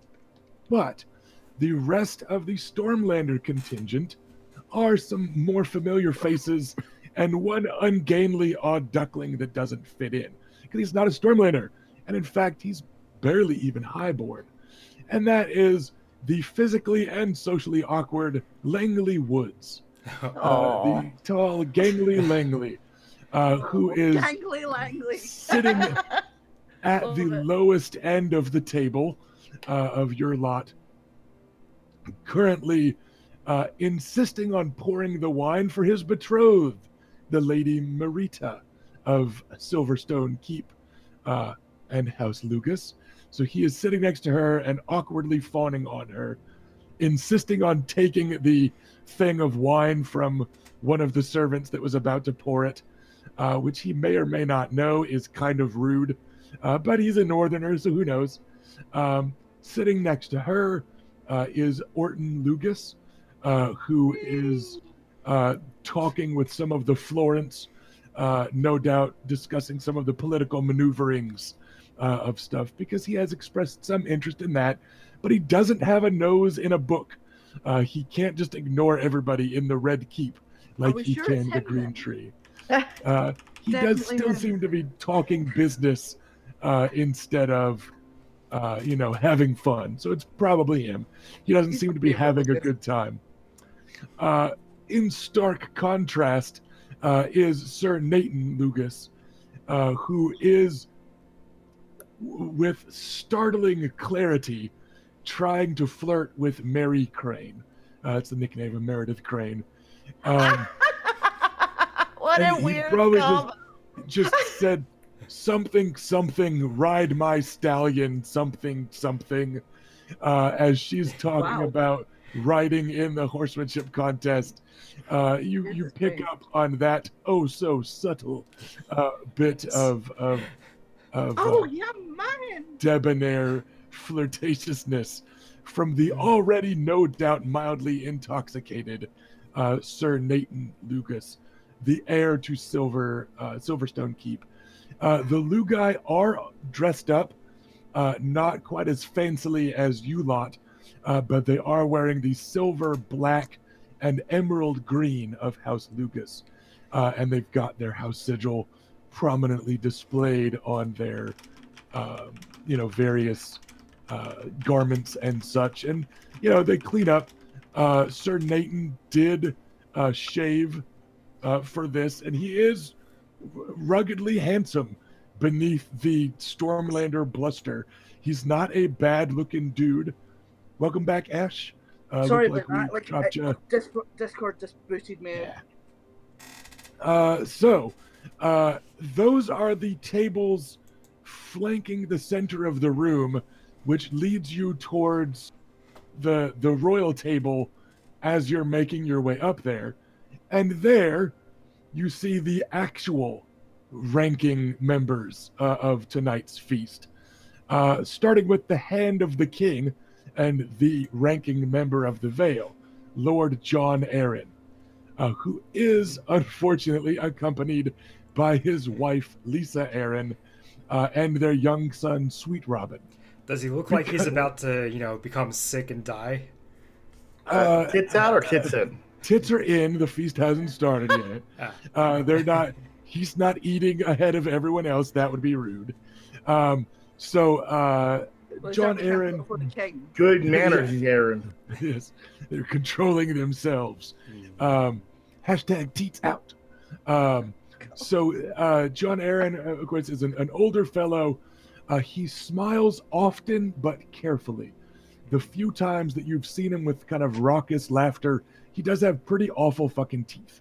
But for the rest of him, he's a rather stately fellow, kind of serving as Secretary of State, and he has the burden that comes with that.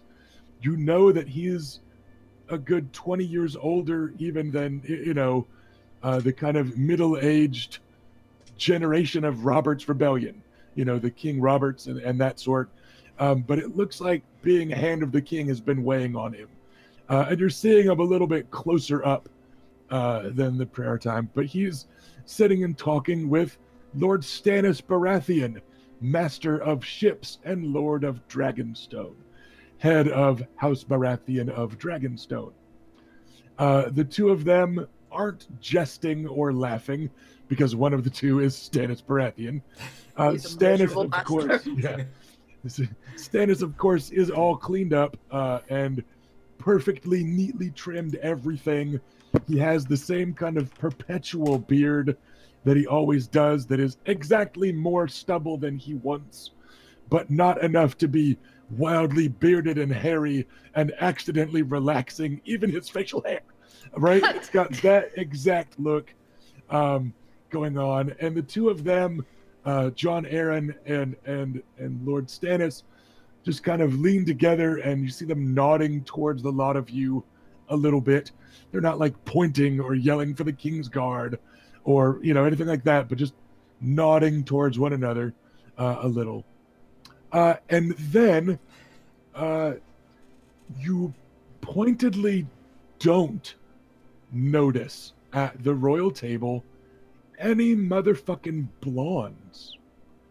Princess Marcella is not at this dinner feast at Princess Marcella's name day tourney. Joffrey, the prince, is not in attendance. Young Tommen is not in attendance. Cersei Lannister is not in attendance. And the king is not surrounded by either of his Lannister blonde squires. The pair of Lannisters that were ousted from the squires tourney. None of them are there. And the smirking Kingslayer is also nowhere to be seen. So there's actually an empty seat at the royal chair the second most fancy one, the one that Robert isn't seated in. So it's Robert, and then like on one side is an empty chair, on the other side is Hand of the King, and then his brother, etc., etc. They haven't taken away all the chairs, like the child-sized ones for the rest of the royal family. Those are gone, but the kind of fancy queen chair is still sitting there, empty. In a very pointed way, the queen and the rest of the royal family and the rest of the Lannisters are not here. So it's a bit less colorful than other feasts might be, but there also seems to be a bit less tension in the air, and there might be a little bit more kind of genuine goodwill. But then seated, or rather having lurched from his chair and come around to the front, is, of course, King Robert Baratheon, His Grace, first of his name, King of the Andals, Rhoynar and the First Men, Lord of the Seven Kingdoms, Protector of the Realm, etc., etc., who is currently lifting Sir Garland off his feet in a bear hug, and then bowing over the hand of the Lady Olenna, because the two of them have finally made their way to the front of the room, as you lot were able to follow in the wake of Grandmaster Pycelle's 5-minute introduction of your house. Whew. That's everybody. Wow. Oh, sorry. Let's see how quickly we can get rid of that goodwill. Right? What Olenna did was she went like right up to the king and they exchanged pleasantries. Wandered off. They just got to the front. And this is, again, you guys didn't take 5 minutes to point at everybody in the crowd. This was like slow camera pan as you were making your way to the front. So they just got to the front, and you hear Robert letting Sir Garland down and back on his feet. He goes, "Ha ha! You're much harder to lift than that little brother of yours, but it's good for Baratheons to give you Tyrell's hugs and keep you lot close. Though no doubt not as close as your baby brother and mine, eh? Where have you lot squirreled Renly off to? I heard he lost a horse in that tourney. It's good to see you, though, Garland. No lost horses for you. Made it all the way to the finals, surprising none. Fine work, lad." To which Garland responds with his usual aplomb and certainty and grace, not picking up any sort of double entendres about either of their brothers, ignoring all that, just graciously, "Oh, my thanks, your grace. The gods were with me, and I got a bevy of opponents, both honorable and able, but I was able to edge them out." Here. He's so polite. He does actually half turn. At that, he half turns. Marry him. Yeah. He does half turn and gesture towards the Lady Bela, just as you lot are getting close enough to politely include in the conversation. King Robert doesn't seem to pick up on that cue, and instead he goes, "Daha! And of course your grandmother, the Lady Olenna." And he bends over her hand, and it's not a bad bow for a dude of his age and girth.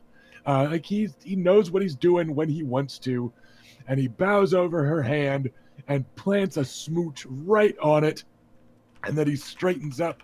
He goes, I'd give you a hug, but I'm not gonna wrinkle that gown and start another war. You're as gorgeous as the prettiest rose in all of Highgarden, and I'll murder any man says otherwise." Very nice. And she goes, "Well, it would seem that I'm also the prettiest rose in attendance tonight. Alas, Pycelle made the walk from the back of the room to the front even more agonizing on my old feet. But I see you've a chair clear. It would seem her grace has decided not to join us this evening." And Robert actually hums and haws a bit for a second, like he's a little embarrassed. He goes, the queen is unwell, and sweet Marcella and Tormund and the lot are looking after her in her chambers. No, she's not joining us. And the Lady Elena says, well, her chair's a good bit closer than that other one. I trust you shan't mind. And she breezes past Robert. Nice. What a player! And just has a seat Audacity. up at the front of the room. And then Wow. Robert turns, and you lot are beneath the shining sun of the Usurper King, point blank, for kind of the first time. He's talked to you lot before. He's bellowed in the direction of you lot before. Mhm. He's seen you at the joust and stuff, Mhm. but you weren't really social, right? And he turns and he gives you a long look. He goes, the Dornish dragons. Haven't seen this much silver hair since there were a few heads on pikes. But 'twas long ago. And he takes a half step towards towards Reyna, Oh, okay. kind of lining up at that end of He the barely died. of the It's my group. time.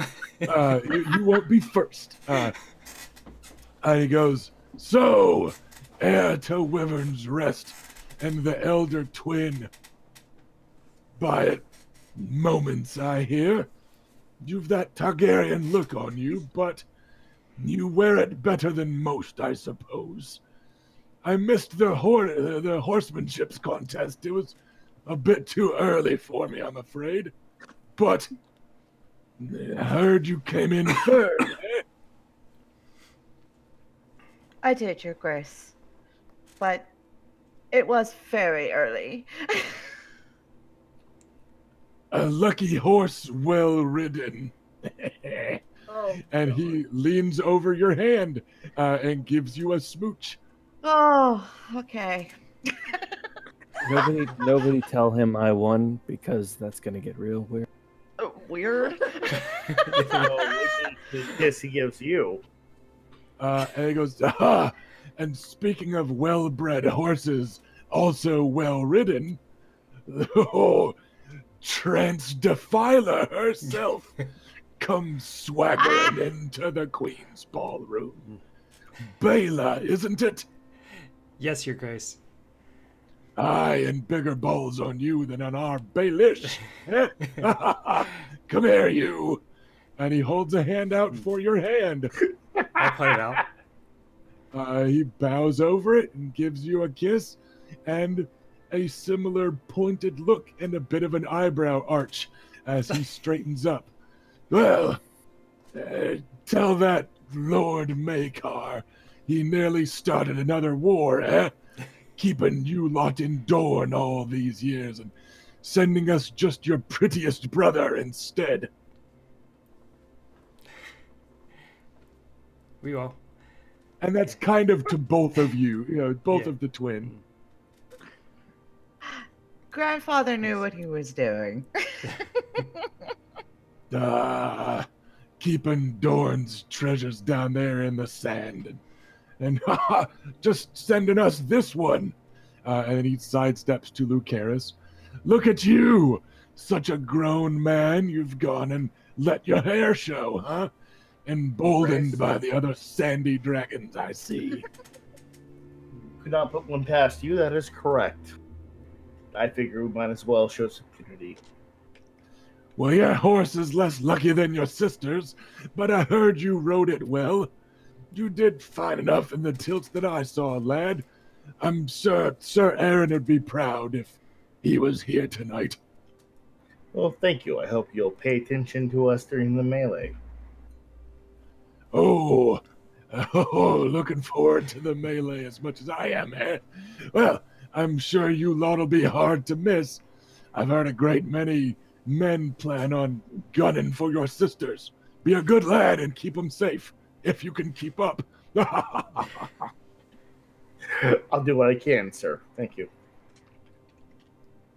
and you. And he looms over Adam in a way that's not the comforting looming when Oris is the one looming over you. And he's a big dude still. Like, it's very pointed and clear against all of you. He is well over 6 feet tall, and he has mass to go with it. He has gone to fat, but he's just big. So he's got those huge shoulders and these huge hands, and he holds a hand out for you for a shake. Oh my god. That's gonna make you look even funny. He goes, "You won that archery contest, eh? Shown the world what you can do on your, well, I suppose it's still 2 good feet, eh?" Your congratulations means the world to me, Your Grace. Thank you. I will shake the offered hand. Aye, a bum leg, but you can still do what needs doing, eh? Good lad, good lad. Thank you, Your Grace. He gives you a good-natured smack on the shoulder that almost knocks you off your feet. And that leads you, eh? The sandy bastard of the Riverlands, Sir Vannon Rivers, finest horseman that got up at the ass crack of dawn. Watch this one, sir. He'll win your gold from you in no time. He'll do what? Sorry, your sound cut out a little on me. He'll win your gold from you in no time. Oh, a gambling man, huh? Well, you'll have to get through Baelish and John Aaron and half the rest of the small fucking council to get a silver from these skinflints. But good luck with that. I'm afraid to talk. It's literally just smiles and nods. And Don't think I've forgotten you knocked Blunt on his ass too, boy. You put on a show.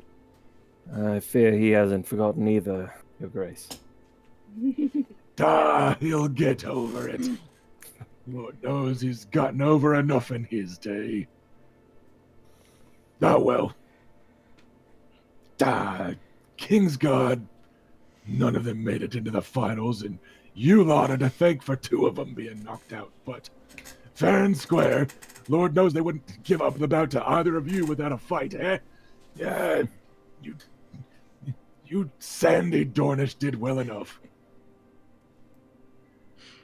That's all we could ask for, Your Highness. He has such a way with words.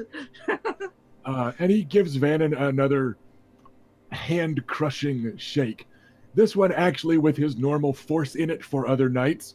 Like, he didn't do that to Adam because he doesn't want to break the archer's hand, and he's still just a boy, right? But you can tell you get a different flavor of handshake. It's the one that Luke got, not the one that Adam got. Cool. And then he sidesteps the mass of him to the end of your little row. And he tilts his head up just a hair in a way that you can tell Robert Baratheon doesn't normally have to do. Oh, no. They're comparable. It's only, about an inch height different. He goes, "Ha! And speaking of doing well for themselves this week, 7 hells, boy, you're even bigger out of the armor."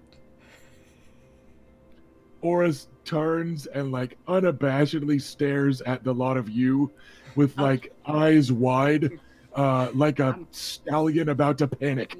And then he just looks back to the king and he goes, "Methinks, Your Grace, my lord, Your Highness." Your Grace is perfect. You address the king as Your Grace and bow to him, Oris.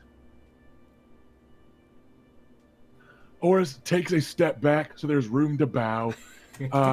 And Robert lets him. And then Robert says, save the titles and shit for Pycelle. He loves reading that garbage off. Everyone knows who the king is. Anyways, you did well, lad. Knocking Lancel on his arse. but then doing the same to that Hugh so that John couldn't give me any shit for it. You fought well, boy, and a prize well earned. I hope you don't kill the fucking Corso when we give it to you. Because the horse is big and the Corso's not. Yeah. Anyway, Horace doesn't like pick up on it. He's just kind of staring and like not sure what to do, looking a little panicky. Yeah, Adam's going to kind of try and smooth that over and kind of, clearly Horace is sort of stunned, so Adam's going to do some of the parrying for him. He's fine. There's no attacks necessarily coming his way. And after Horace, doesn't answer for a few seconds, and you do hear just a few titters from the background. Some very pointed but polite noble women giggling and hiding it at the kind of awkward silence of Horace just going like, does the king think I kill horses? Oh God. There's just a moment of Horace not knowing how to answer. And then Robert gives him a big smack on the shoulder again, which does not knock Horace over. And he goes, anyways, doesn't matter if you're a deaf mute, boy. You let your hammer do the talking for you, huh? I saw that a few times. Good fighting, lad, good fighting. Cracked that kettle black something proper and almost broke that Royce boy into pieces. Anyways, good lad. Go have yourself a seat. And then the rest of you, he just kind of gestures. He goes, so, the last of them are in attendance. And with the Tyrells of Highgarden making themselves at home. And with House Nymerian of Wyvern's Rest in attendance. Pycelle, sit your bony ass down. You're off work for the night. And all the rest of you lot, let's get to drinking and eating. The dinner started. And he casually reaches behind him to grab fucking anybody's drink. Turns out it's Stannis's mug that he gropes for blindly. And he lifts it to toast for everyone. And you're able to make your way to your seats just as the first of the food commences to being served. Chat, while I start in with the opening round of the feast, I need chat to start picking me numbers between 1 and 30. Get me 4 of them for the opening course. We're going to open with the evening's drinks, where Robert, after he heaves himself back into his seat, says, let's open with the black and yellows, lads. And they bring out the Baratheon black and yellow beers. There's a thick black stout, heavy with roasted malts, that's maybe the deepest, darkest drink you've ever seen. And also a pale yellow lager that is gold as straw. And they're, these clashing beers that will complement whichever thing you drink them with.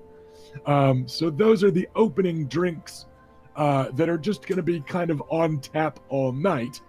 But served with this course is a sweet blackberry wine that is the lady Olenna gives Garland a curt nod that you barely notice, but you guys pick up on it. And Garland goes, the blackberry wine from the arbor, with unmistakable Garland good cheer that just everybody's like, yay, some tasty blackberry wine. And these motherfuckers don't even know it was a pop-up ad. It's just Garland being cheerful like Garland does, but everybody, you notice that it was on a cue from the Lady Olenna. But the sweet blackberry wine will be accompanying small, crispy sweet corn fritters, black bed crackers served with small stone bowls of a strong goat's cheese spread that's rich with slivers of onion, and then every little table gets like a bowl. It's almost like a bowl of guac at like a Mexican restaurant. So it's like this kind of I'm in. this stone bowl with the spread, and everyone has their table knives to scoop out and smear on. So you've got the opening kind of earliest stuff to snack on as everybody makes their initial call for whether they want the black or the yellow beer, which is going to be the default that is effortlessly refilled all night. You can ask for both because ain't no party like a Baratheon party. But the default is that people choose one of the two to suit their palate and frankly their hunger, because one is such a thick black stout that it's functionally eating a couple slices of bread with every pint. So everybody just you get a moment with the various servants to make your call of black or yellow, to quickly introduce yourself to whoever you decided to sit next to, and that sort of thing, as the opening little fritters and the bread crackers and stuff are arrived. Rusty? So last thing to pick your seating, there are pointedly empty seats elsewhere. So you don't necessarily have to sit there by the reach contingent. They've made a point of leaving a few open seats throughout so people can kind of come and go and mingle without it interrupting the meal. And so if you want to, it's maybe a little daring, particularly if a bachelor sits next to a maiden, right? That sort of thing. So you can choose where you want to sit. So every PC gets to kind of choose what NPCs you want to sit by, and you can probably change it for different courses of the meal so that PCs can intermingle and do what you want to do. So let's do this in reverse order. We'll start. Oris just went and had a seat at the openest, emptiest spot, so he's not talking to anybody. Vannon, where are you choosing to go situate yourself? We said the Blackfish is here, right? Yes. He is. Sorry. I will go and chill with him. All right. He is seated. He is seated. He is seated, kind of intermingled with the Vale contingent, because that is where he is serving as the Knight of the Bloody Gate, which is all in caps. But he is still a legendary, Riverlander. And he actually gives you a nod and a friendly, creased-faced smile. He's, very weathered and stuff, but he gives you a nod and a seemingly fairly genuine and sincere smile as you approach after your brief conversation the other day. Adam, where are you choosing to sit and initially mingle?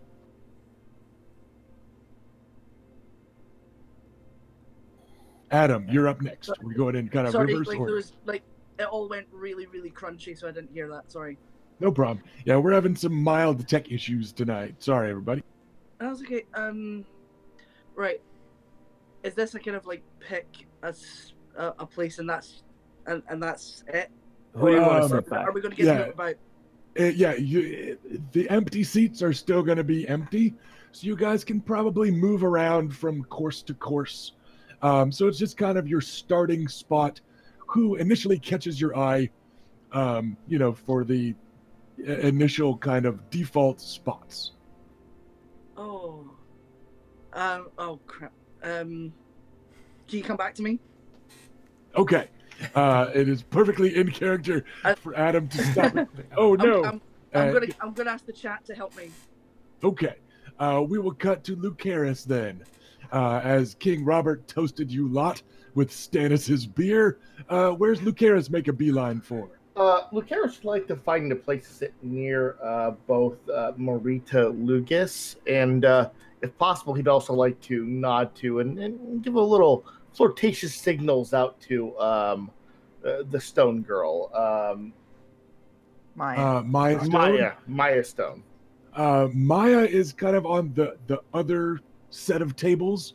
There's two sets of tables kind of leading towards the royal table. So it's like a lowercase n almost, where like the royal table's up top and then the two rows. Maya Stone's kind of over on the Vale side, and Lucas is over on the Reach and Stormland side.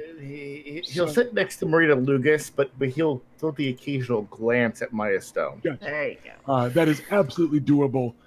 Seating near Marita, you're also near Langley Woods and Orton and Nathan. The Lugasai are kind of hanging out together. Yeah. So on the surface, he's hanging out with the Lugai, but beyond that, he's kind of got a hit on Marita. No problem. Okay, then we will go to the Lady Bela. Where are you choosing to initially park yourself in the feast? I think I'm going to go over to the Maya Stone and the lady she's been talking with just to get some new faces to speak to. Okay. Good backup.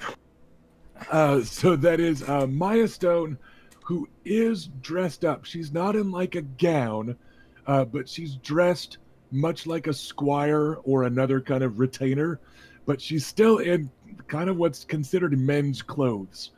She's very pointedly not trying to present herself as a lady, even though she's been a little cleaned up, made up sort of thing. And she's in like clean and new clothes, but it's like leather breeches, a good clean tunic, a leather vest, and then it's got like a patch on the vest that shows the crest of House Aaron of the Vale, who are the ones that she's sworn to. I didn't really describe her outfit earlier, sorry. But she's sitting there and she's with the Lady Miranda Royce, who is all gussied up.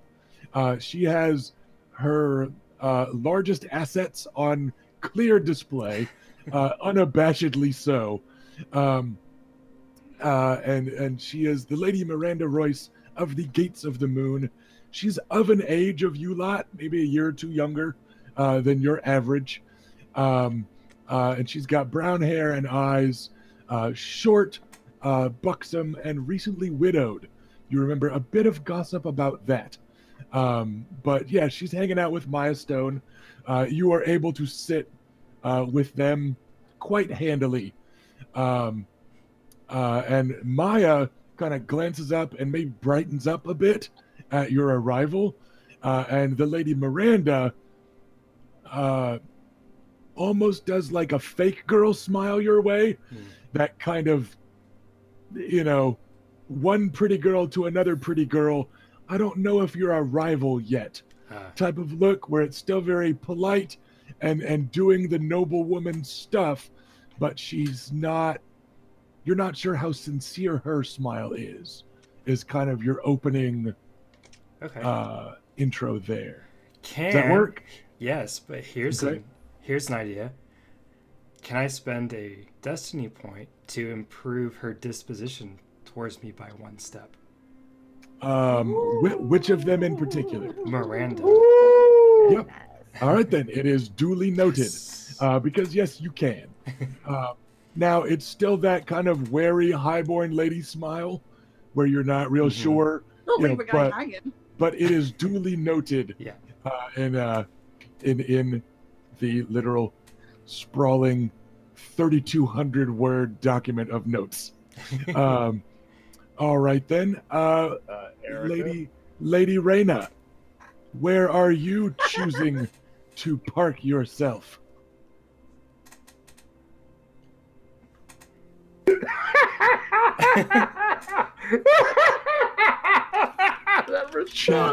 Chat is making her too happy to roleplay properly right now.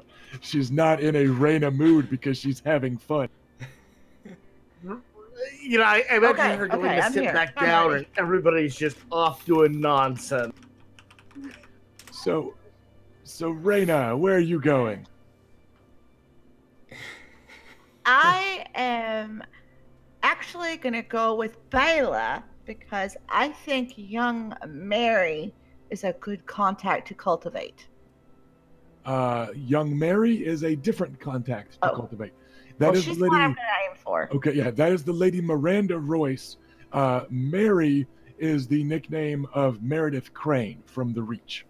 Crane, so heading over that's that the way. one. That's fair. She is sitting with her brother, and chatting over there with the Reach contingent. So it's closer to where you're possibly expected to sit, and you're also not terribly far from the Lugasai and some others that you've met, or that group. So, Well, yeah, so when I get bored, I'll just kind of slide that way. sure. And Mary Crane looks up and gives you what seems to be a warm and welcoming smile. She goes, "Oh, Lady Raina, from the race. We were not terribly far from each other." We weren't, but you were very, very quick and an excellent horsewoman. Which means a lot coming from a Dornish lady. Do you actually say the means a lot part, or is it implied? It is implied. I'll say it's implied. Okay. It was perfectly in character to say it in like a playful banter way, so it's fine. But okay. Dornish are all omnisexuals and Every very single far one from of us. home. Brian? That's why there's so many of them. It's the secret. The desert is full of sands. So yeah, she gives you a pleased smile. She gives you a pleased smile, and she goes, "Well, you should see me with a hawk on my wrist. I'm positively lethal." Ooh, flirting. Apparently I am as well, but with the sword. She looks suitably serious for a moment that you think might have cost her a destiny point. She her perpetual smile goes away, and she goes like, "Oh yes, I heard about that. Damn it, boy." It's a shame. The gods had spoken, and that was unneeded and just a waste. Sorry, can I just say, yeah, that was a shit. Just, yeah. She goes, "Yes, indeed. Dornish tempers are rather famous, so I'm not sure what the boy expected when he challenged one to a duel that way."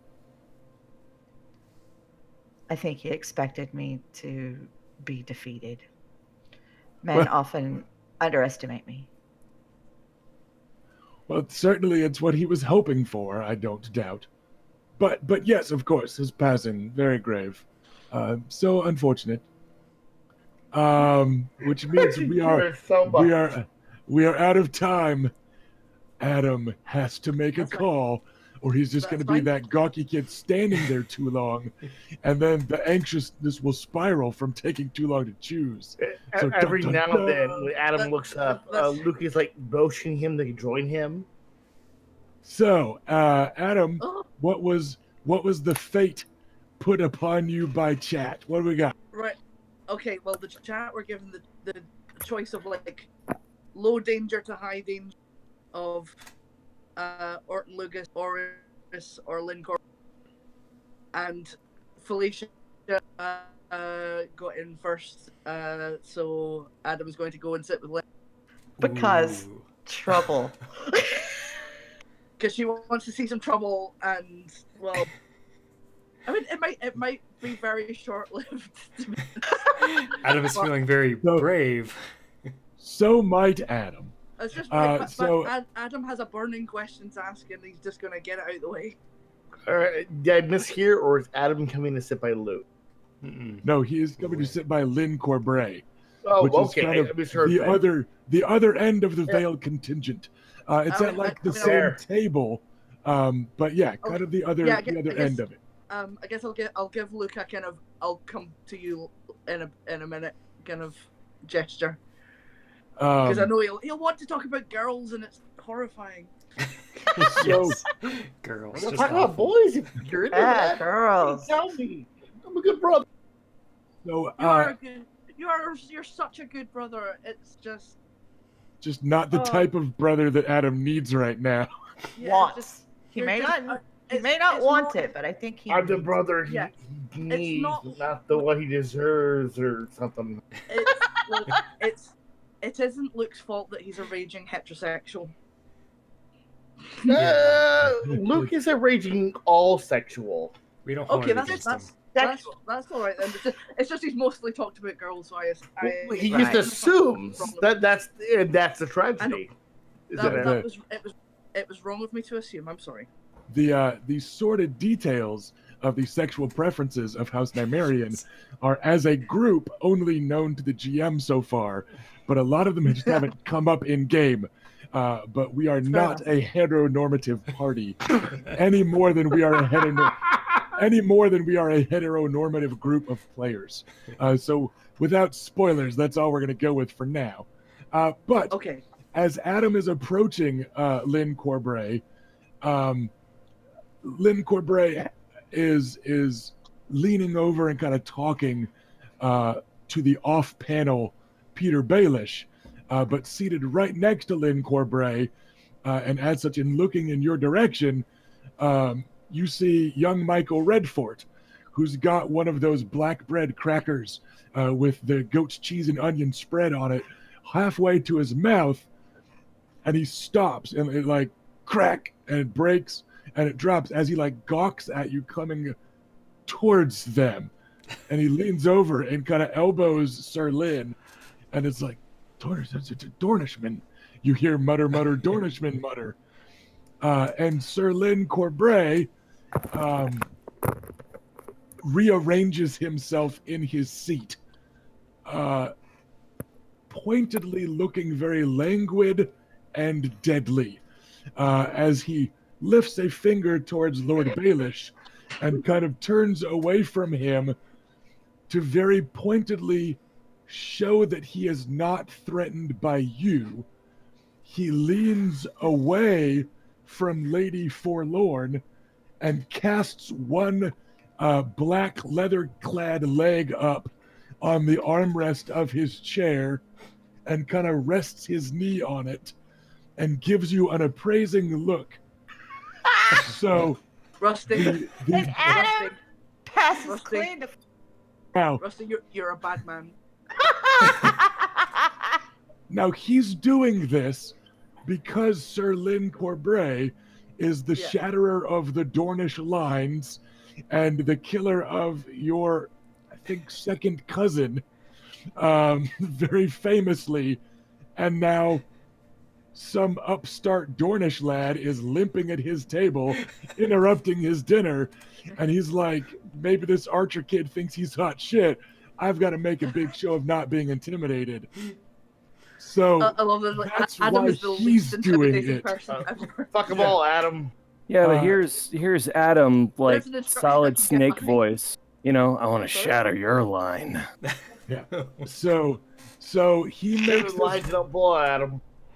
he makes this big deal of stretching out and lounging as you arrive, and he just quirks one black eyebrow in a yes what sort of look, and it's not quite like yo SA, you're in the wrong neighborhood, but like you're kind of in the wrong neighborhood, right? Like, so he's just kind of like, you know, he gives you this quirked eyebrow look and does not speak. Roll willpower not to stare at his codpiece. Oh no, he's just in chaps, no pants. Just he is wearing full-on leather pants. It's not just. It'll take me a minute. That image. Just like Lynn Corbray, just chaps and like the tunic and stuff, and then lounging that way and throwing his leg up. The It's music is very different now. Right? like, There's glow sticks and shit. So he Yeah. he gives you a Adam's got what poker do you face. want look. Best poker face on. Sterling, Michael, you mind if I join you? They both just kind of stop for a second, and Michael gives Lynn a questioning glance. Lynn pointedly doesn't look at or acknowledge his squire. He shifts in his seat a little bit, and you see the table opposite, or the chair opposite him at the table, gets kicked out just a little bit, and he gives an unconcerned shrug. Right. Okay. Well, Adam will take that it's okay to sit down. I wanted to say that I very much enjoy both of your performances in the joust.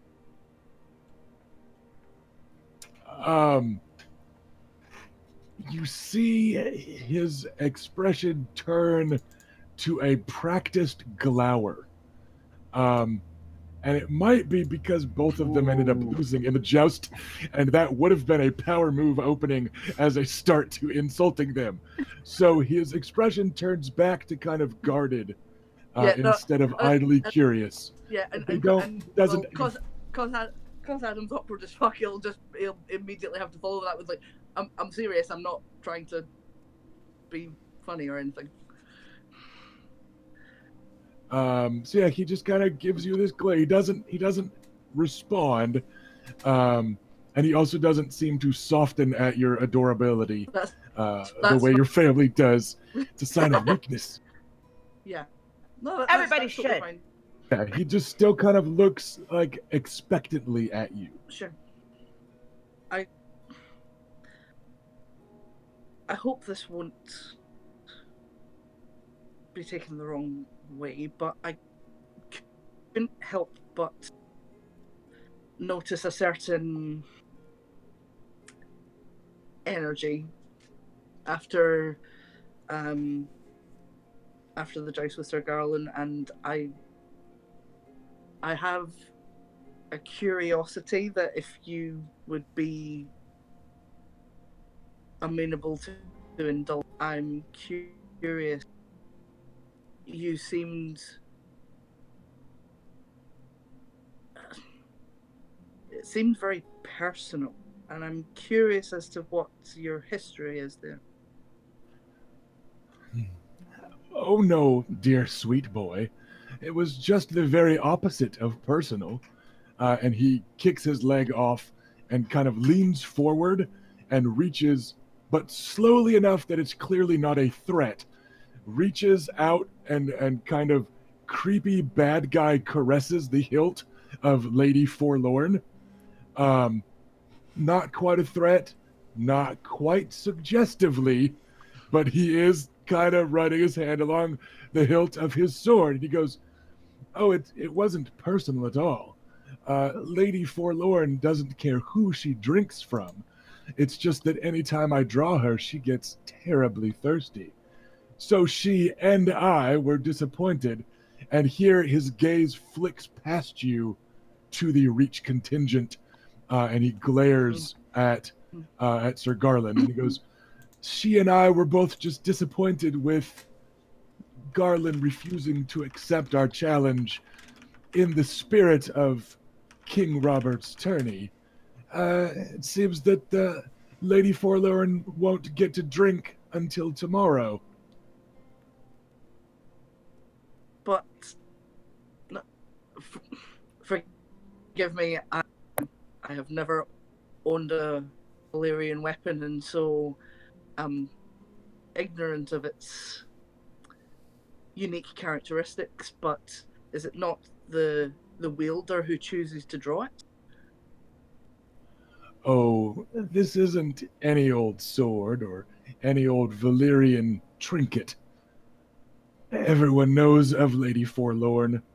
I gave a distant cousin of yours quite the intimate introduction, as I recall. Yes, I have read the accounts. Boo.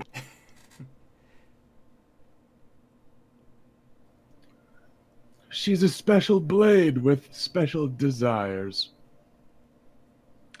It's been quite some time since she had the spice of Dornish blood.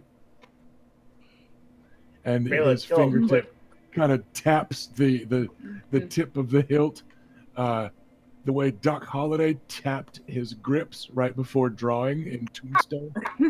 Right? It's that same sort of nervous so twitch. cool. So that cool. same, God damn same it. sort of nervous twitch.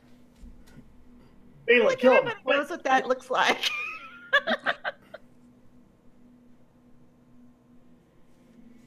You sound almost disappointed. Oh, no, me, I'm fine. But I can't speak for her. I see. Well,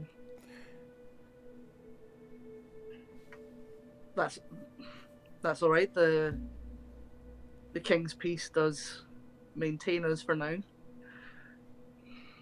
He sighs and kind of leans back in his chair away from his sword. He goes, "It does. Though stranger things have happened in melees." And he just casts that smoldering, not quite threatening glance literally all around the fucking room. like if he was Superman with his heat vision on, like everybody would die. He just leans back in his chair and is just like Yeah. fucking it's this implicit threat against literally everyone in the melee that Sure. might be within engagement range of him. Well, I shall look forward to seeing you in action then. I hope that seeing me in action will indulge any of your curiosities. And he gives you another up and down appraising look. This one's a little different. A little. Oh, I can assure you, Sir Lyn, my curiosities are infinite. Damn! Michael Redfort, for his part, hasn't seemed to pick up on this part of the conversation. But you unmistakably notice Lynn Corbray lift an eyebrow. I sorry. I'm very entertained.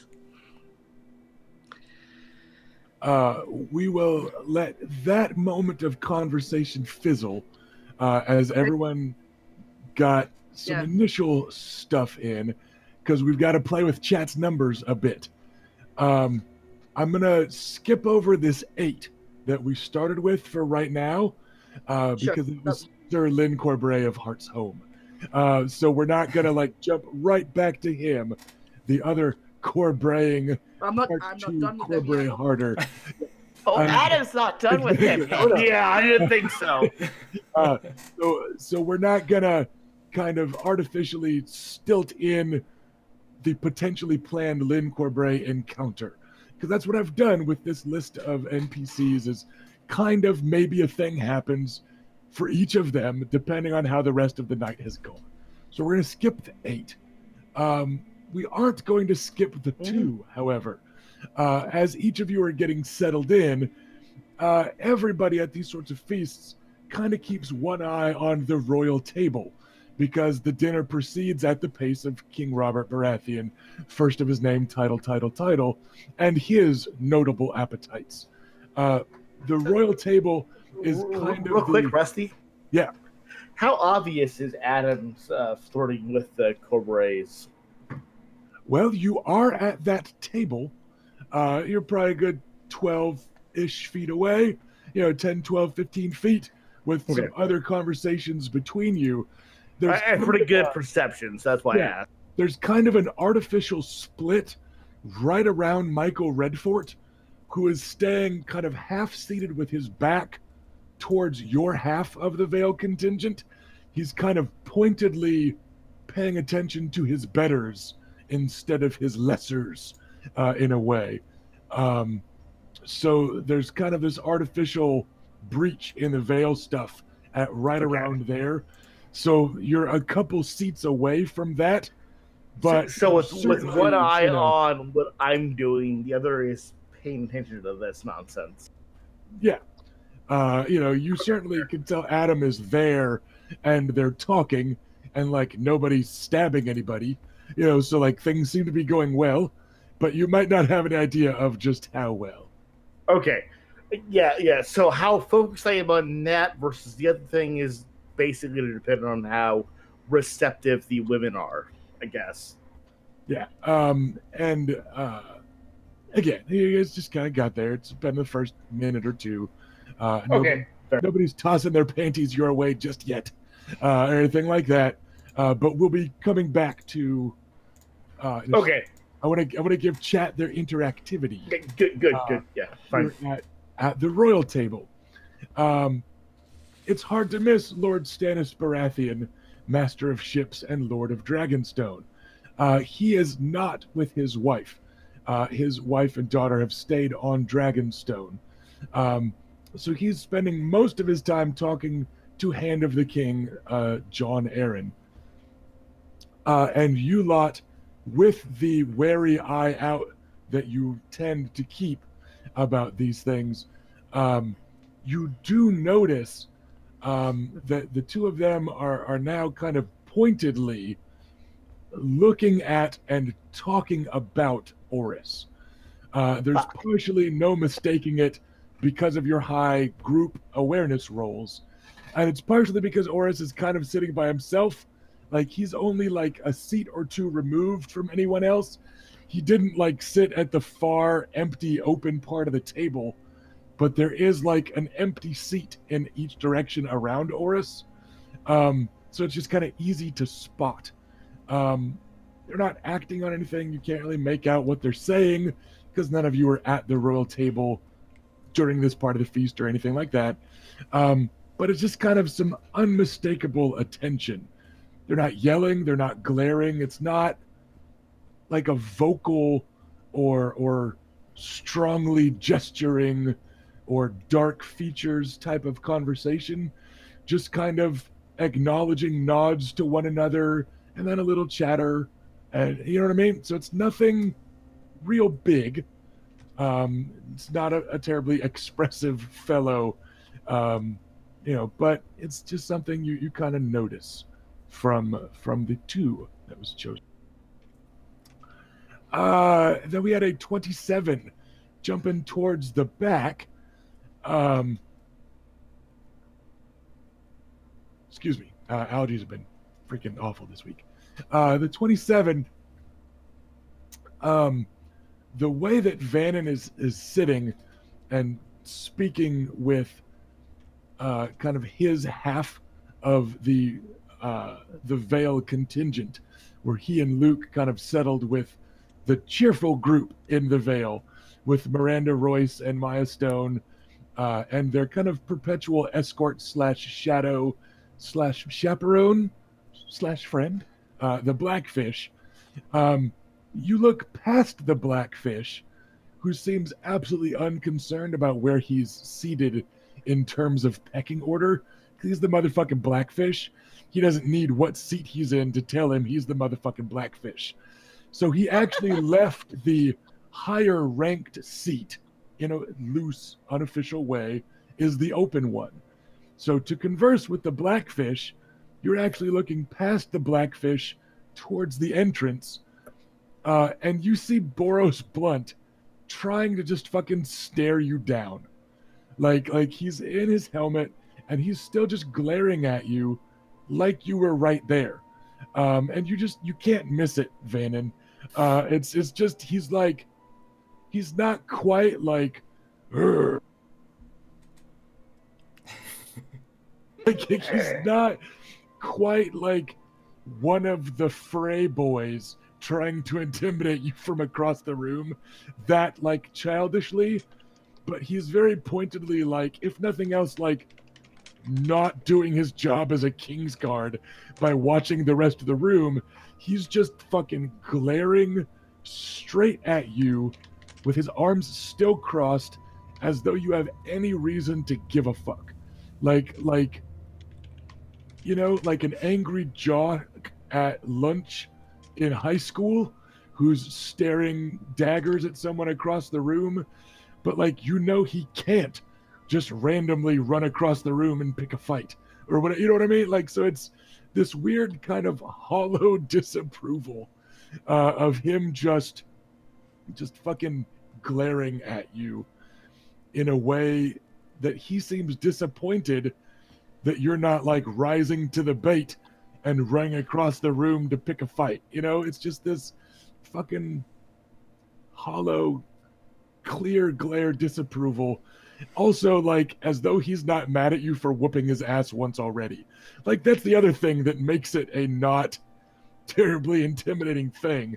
It's that what he's mad at you for was beating him in a fight. So what's he gonna do? Fight you again? So it's just, Bitch, you just a bastard in gold. So it's still just Yeah. it's this intense glare. You're not sure what to do about it. I mean, you are bantering with the Blackfish, who has congratulated you. There's been some tourney banter, so you could turn it into a topic of discussion with him or whatever. But yeah, that's what Blunt is up to, is just fucking glaring at you impotently. I'm taking advantage of this moment between things to see if the Blackfish comments on it, where I'm looking over and just... Blackfish's back is kind of to him. Okay. You would have to comment or pointedly, mention it. But the Blackfish is a pretty perceptive guy. Well, he's perceptive. He's also just a pretty, so far that you've seen him, he's a pretty affable, good-natured dude to people that aren't disappointing him. You know what I mean? You're not getting any of the grouchy uncle disappointed in you vibe. You're just getting hey, this is a cool uncle vibe from him. So he probably wouldn't take it ill if you pointed it out to him in a wry sort of way or whatever. So I say, seems Blunt isn't approving of my presence here. If he turns to look, just tiny tilt of the glass to Boros. He doesn't. He's a canny enough old veteran that he doesn't go, huh? And, can make a big deal of stopping and turning and gawking. He just kind of turns his head just enough to look, and then he straightens back your way and with a chuckle. Once upon a time, I considered joining the Kingsguard myself. I felt it would have been a fine way to rub my brother's nose in my refusal of various marriages. But, given the caliber of them, the door that seemed to open after the unpleasantness of the rebellion, thinking perhaps it's for the best I never joined up. I worry about the quality of the steel these days. Of all the dreams I entertained, joining the Kingsguard wasn't one of them. Then again, dreams seem to be dying things these days. A bastard knight with a good sword arm could dream for worse. The Kingsguard have had their share of natural-born members, and even a Lord Commander or two, as I recall. Bastards could have stranger dreams. Could I trouble you with one of them? We're at a feast. Speak away. Do you know my father? We have met. I don't know how to approach him, if at all. Carefully, lad. Like any bastard approaching his father. Carefully. And I'd watch yourself if you decided to go talk to your mother also. and he tosses his head down table past you. I look down the table. Wait, my mom is here? Oh! Oh, Do you say that? I look over. It's not like I've got a ton of intrigue, so I'm probably just... So I'm assuming it's an obvious look, but not Yes. jumping up, Mama? Right, yeah. Yeah. Who's my mother? Name yourself.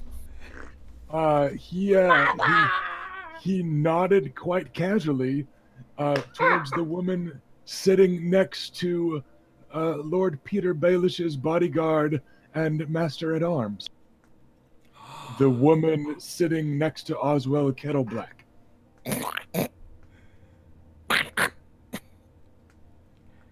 All right, rolling for aneurysm. I don't know what to roll for that.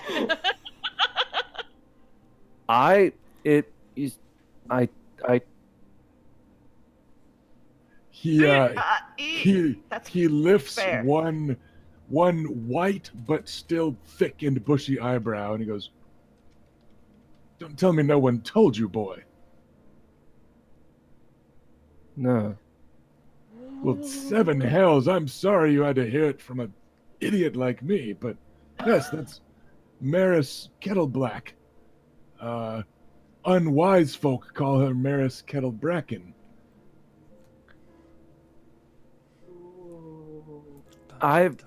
Oh man. He leans in rather pointedly, partially to slide you the rest of his flagon of thick, dark ale, in case you want a drink, and partially so he can lower his voice. Lord Baelish was looking for a good match for his master-at-arms, and managed to find him a highborn lad, despite Oswell never even bothering to be knighted, much less highborn. There was a Bracken lass who had recently dishonored herself by birthing a bastard, and Blackwood, no less. And so, leaning rather heavily upon the good graces of my niece, he was able to pull some strings, make some arrangements, and indeed, Maris Bracken found herself a new home in the Vale, far from her shame, and with clear messages sent to a great many people that they would be wise not to speak on her shame.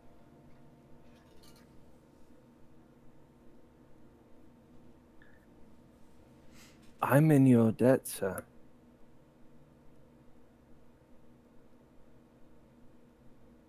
Those Truly. The Kettleblacks have been trying to kill me for days. Well, I doubt that, because kinslayers are accursed things. They're your Even brothers, when they're lad. bastards. My Even brothers. if. They may have been wanting to beat you, but if the Kettleblacks want someone dead, they die, is what I've heard about them from those without the social protections to make it otherwise. But they mustn't want you dead, lad, and I think it's because they're your brothers. She's their mother. She's their mother too, son.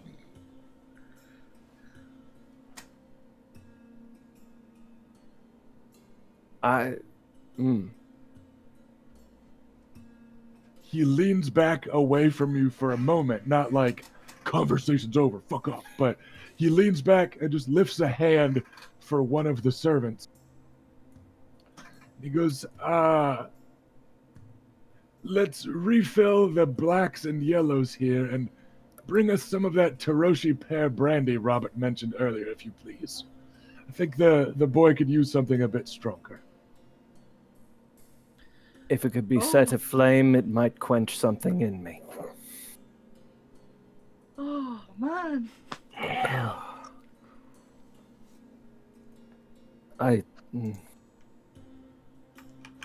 Holy shit.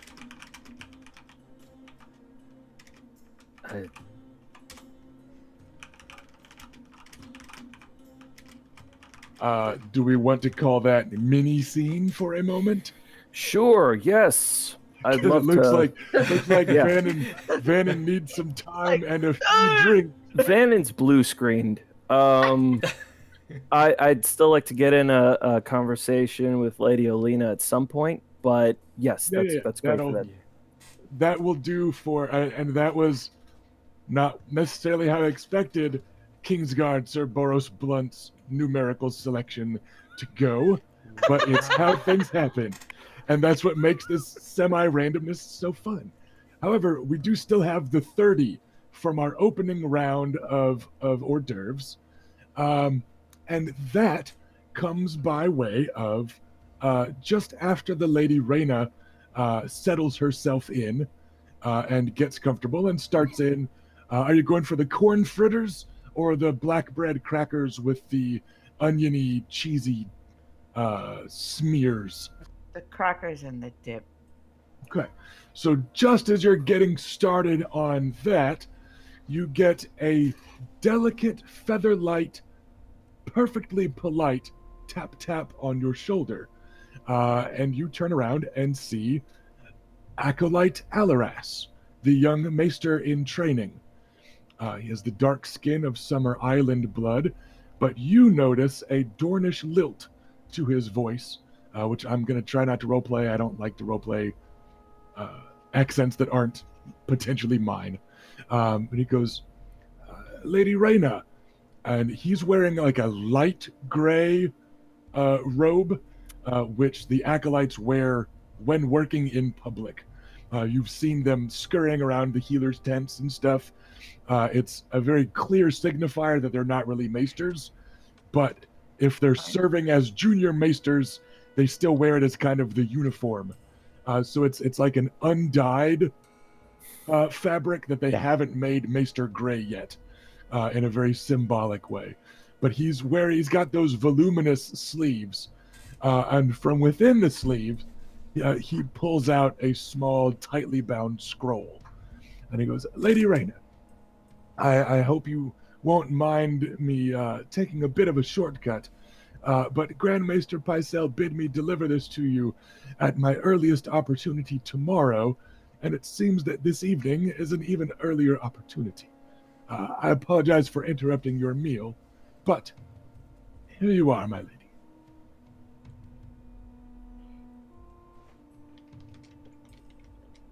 Who's to talk? Thank you, Acolyte. Is this in response to my query to the Maester's Council? And he very much kind of feigns, plays it up. Oh, I wouldn't know. I'm only an acolyte. We are to serve messages rather than read them, every bit as much as if we were serving the noble lords of our homes. Wyvern's Rest for you, I do believe.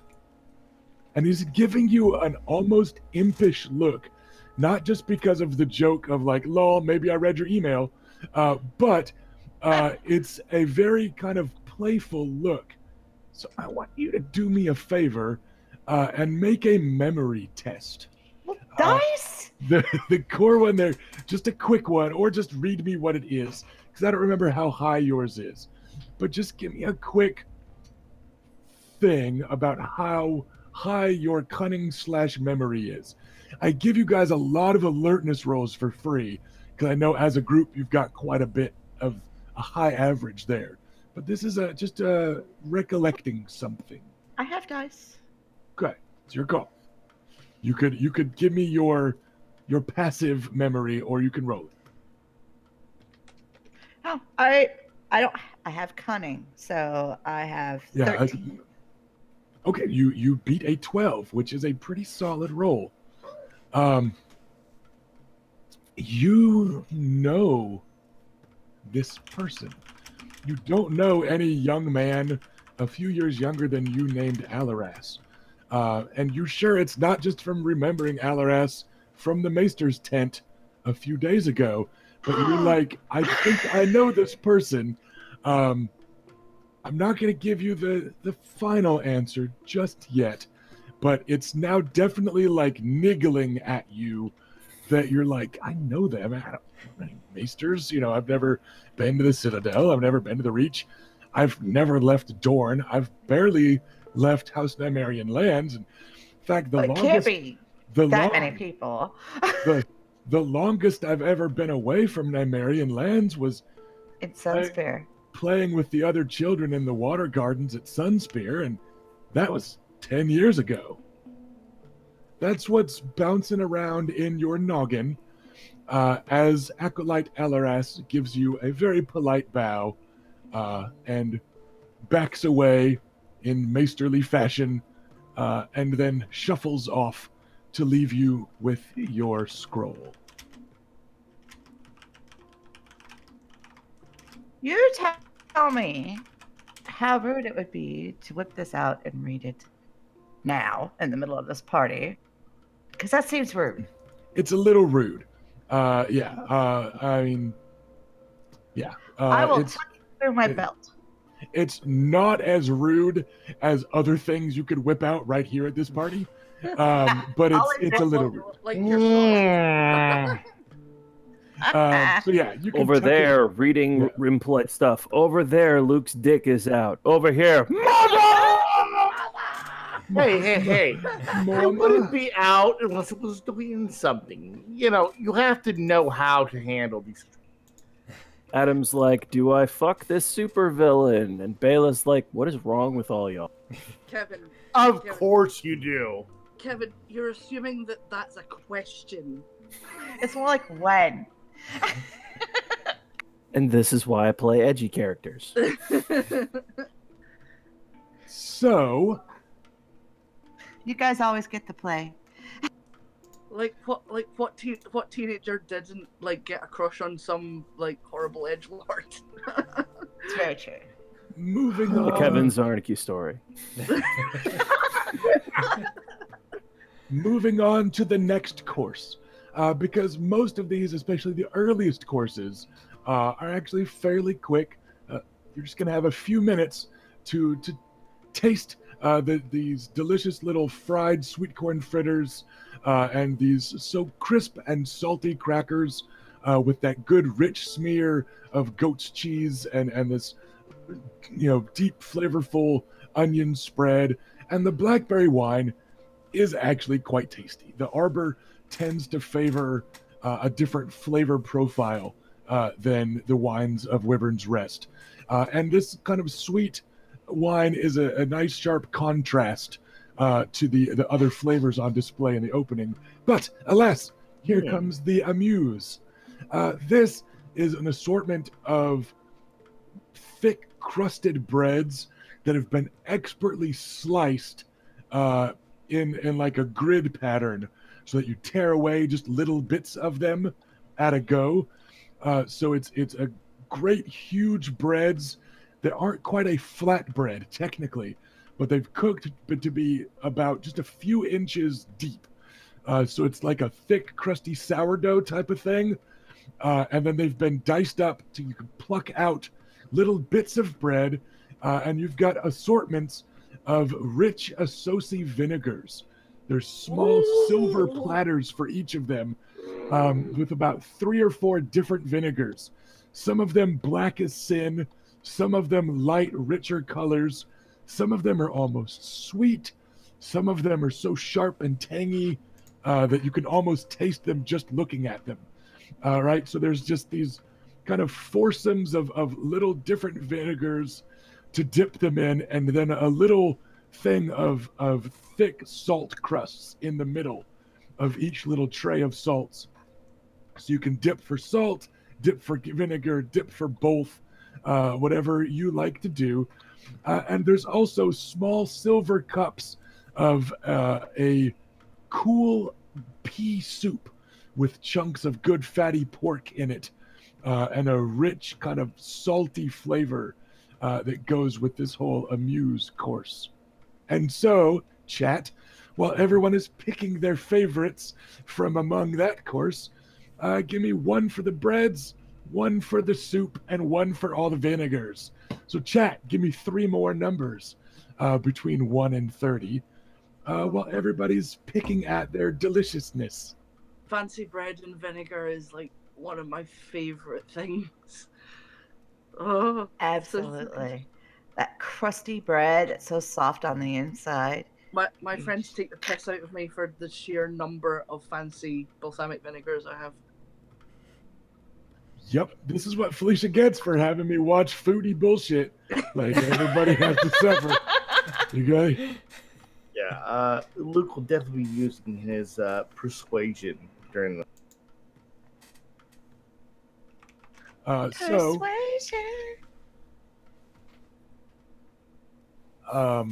we're gonna jump into these out of order to also kind of jump back at some of the PCs that haven't done a lot of talking just yet. So I'm gonna start with this 11 and go to Lucaris. Because Maya Stone's number just got called. So the camera's going to kind of shift her way. And she starts to go for her belt knife to cut off a big chunk of this bread. And that will be her little quick prompt for you to speak up or not. Luke will quickly draw his own dagger. No, I got this. And cut off a chunk for her. The knives are completely unnecessary, but it was nice of you to smooth that over and make her not look awkward. You get a pointed look from the Lady Miranda Royce under politely downcast eyelashes, a kind of knowing nod of perhaps some grateful thanks. And I said, remember, you're not the only one over there, so Erica can also, you guys were trying to pull some of you that haven't really gotten your scenes in yet. But that was our quick little prompt there. So any awkwardness, Luke will gladly pull onto himself since he thinks he could sell it, and then go from there. So you guys have soup and bread and Miranda Royce and Maya Stone to hang out with. And he's definitely doing the flirting. This is definitely going on. With which of them? If you win her over, that keeps her away from Oris. It's Maya Stone, preferably. Okay. Yeah, she's definitely a different build of woman than you are used to. She is tall and clearly strong and broad-shouldered and athletic, and again, kind of dressed like a man compared to the women that you've seen here in King's Landing. So perhaps Luke's fucked men before. It's not that big a deal. I'm not saying it's a big deal. I'm saying she is certainly eye-catching. You can understand Oris's kind of defense of, I was just looking at her that one time because look at her, right? Like, she is very eye-catching and different in a kind of striking way compared to the equally pleasant but very differently styled women of King's Landing. She has been perhaps sullenly, perhaps just missing it, not quite picking up on your flirting. She's been very carefully polite in that pointed bastard way that you've come to recognize, where they are minding their manners because people remind them that they have to, type of thing.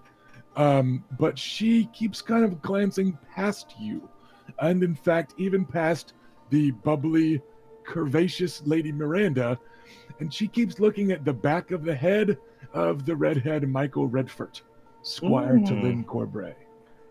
Luke will also make sure that the wine and the beer is flowing, as well as his just kind of slowly working also on Marita Lucas. Yeah, Marita's over on the other side of the room, but it's easy enough to get drinks sent, like, wherever, keep an eye on them. But yeah, Maya Stone looks a little pensive and a little uncertain, and remembering how certain and confident she was for the race, which she was in the lead for more stages of the race than anyone else, so it was well-deserved confidence on her horse and all that. But she looks very kind of awkward and I don't want to say nervous, but just bothered by something, as your flirtation is water off stone, and she seems to only have eyes for young Michael Redford down the table. You're also certainly able to pick on that yourself, Curious. Erica / Bela. You can, clearly tell, like, oh, Luke's flirting with somebody, no biggie, but like she's not quite ignoring him, but just like, oh yes, thank you, it's a fine horse, and then kind of craning her neck to try to look, down the table and see if Michael's looking her way. You know that sort of look. It's a lovesick girl who's being flirted with by the wrong person, so you can tell that. And she's more open about it than a proper highborn girl should be. So Well, she's not a proper highborn girl. Yeah, and so it's just a matter of tempered expectations and all. How does Miranda seem to be reacting to this going on?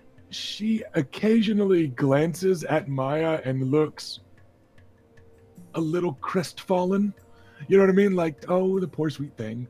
You know what I mean? And it seems like a genuine bless her heart, not an actual Southern lady bless her heart. Like, the stupid bastard deserves it, right? But a genuine like, oh, like she's below my station, but she is my friend, and I'm sorry for her. You know what I mean? Like, she's not dwelling on it. She's not very open with it. She's not saying anything about it, but just every now and then she glances Maya's way, and then just a hair, and then very politely turns back to you and goes back to utter polite gossipy stuff. Speaking of which, like, what have you two been chatting about? Probably starting with the horse race, because we were both in it. So starting from a common point of discussion. And she will go, oh yes, that was quite a bit of fun. It's just so daring, riding out there among the lowborn and all. Oh, father would have had a tizzy. But yes. I mean, and she very pointedly and clearly looks straight at your chest and then gives a bubbly shrug, and she goes, but some of us are a bit more built for riding than others. I'm afraid you may have been entirely more comfortable throughout all of that than I was. Indeed. I completely understand. You're built for speed, you bitch. Wow. That's classic. Built for not harming Not myself for speed. for a long ride. All that galloping and bouncing, I was half worried I'd shame myself, half worried I'd hurt myself, and half worried I'd get betrothed again. Well, that's half the fun, right? The danger. I suppose. But indeed, it was all just very daring and a good bit of fun. You seemed a good bit closer to the front than I was. Yeah, right at the end, I certainly was. Yeah. And remember, she and Mary, they were both like in the front half, like very handily. It was actually some really uncanny rolls. Like they were, top 10 with you guys in that group. But she was, several riders back. But yes, I seem to remember you being really quite close there at the end. I think that, and she cast a sidelong glance kind of down table, because again, you guys are only 3 or 4 seats away from Vannon and the Blackfish. Yeah. I seem to remember the redhead just finished a few scant seconds before you. Uncanny timing. Yeah, I got caught up in some traffic right at the end, and he pulled ahead, and yeah, and that was a nod towards you, Vannon. I'm not a redhead. I thought you were red hair and going gray at the temples. No, black hair. Black hair going gray at the temples. All right, my bad. She wouldn't have said the redhead then. My apologies. You were thinking of me, my man.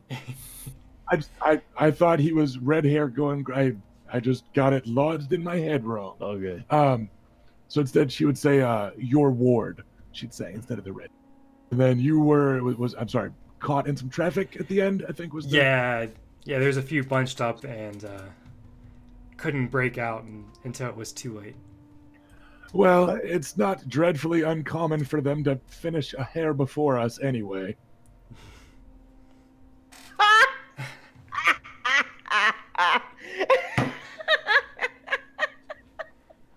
sorry that it's too funny.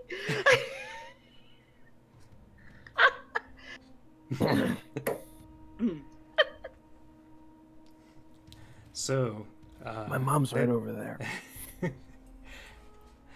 so I'll try to gossip a bit about Sir Garland. Ooh. Did you see him? Yes. Oh my gosh. He is hard to miss, isn't he? Leaving his wife at home, too. Yeah. All How about pigeons that? in our table fall. I've heard you Nymerians have been spending a good bit of time with the Tyrells this week. Has it been a very good bit of time? Not as Has good as it one been would what? wish. But it has been pleasant, yes. And throughout the scandalous talk, she makes a point of hiding her face just a hair too late. In a way that just accentuates the scandal of whatever's being discussed. Like, you can tell she's doing it on purpose.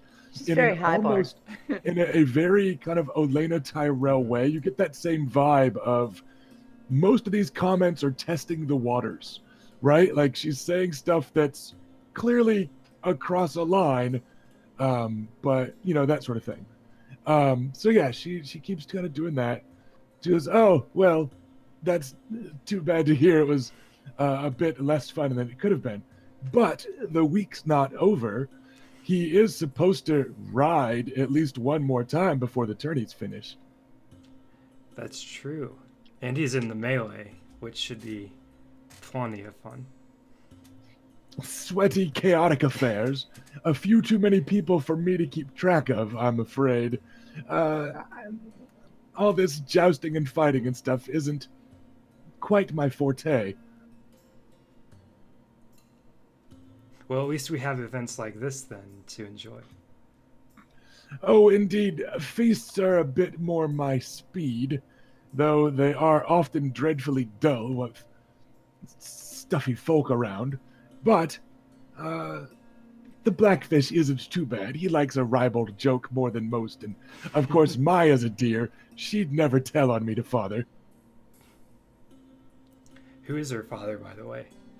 Her father is the Lord.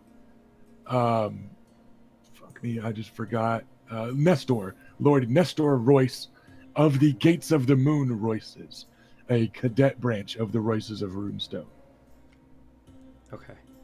Not a direct connection to Bronzeon, but I mean, like a half step removed. Yeah, they're a Two different House Royces. Okay.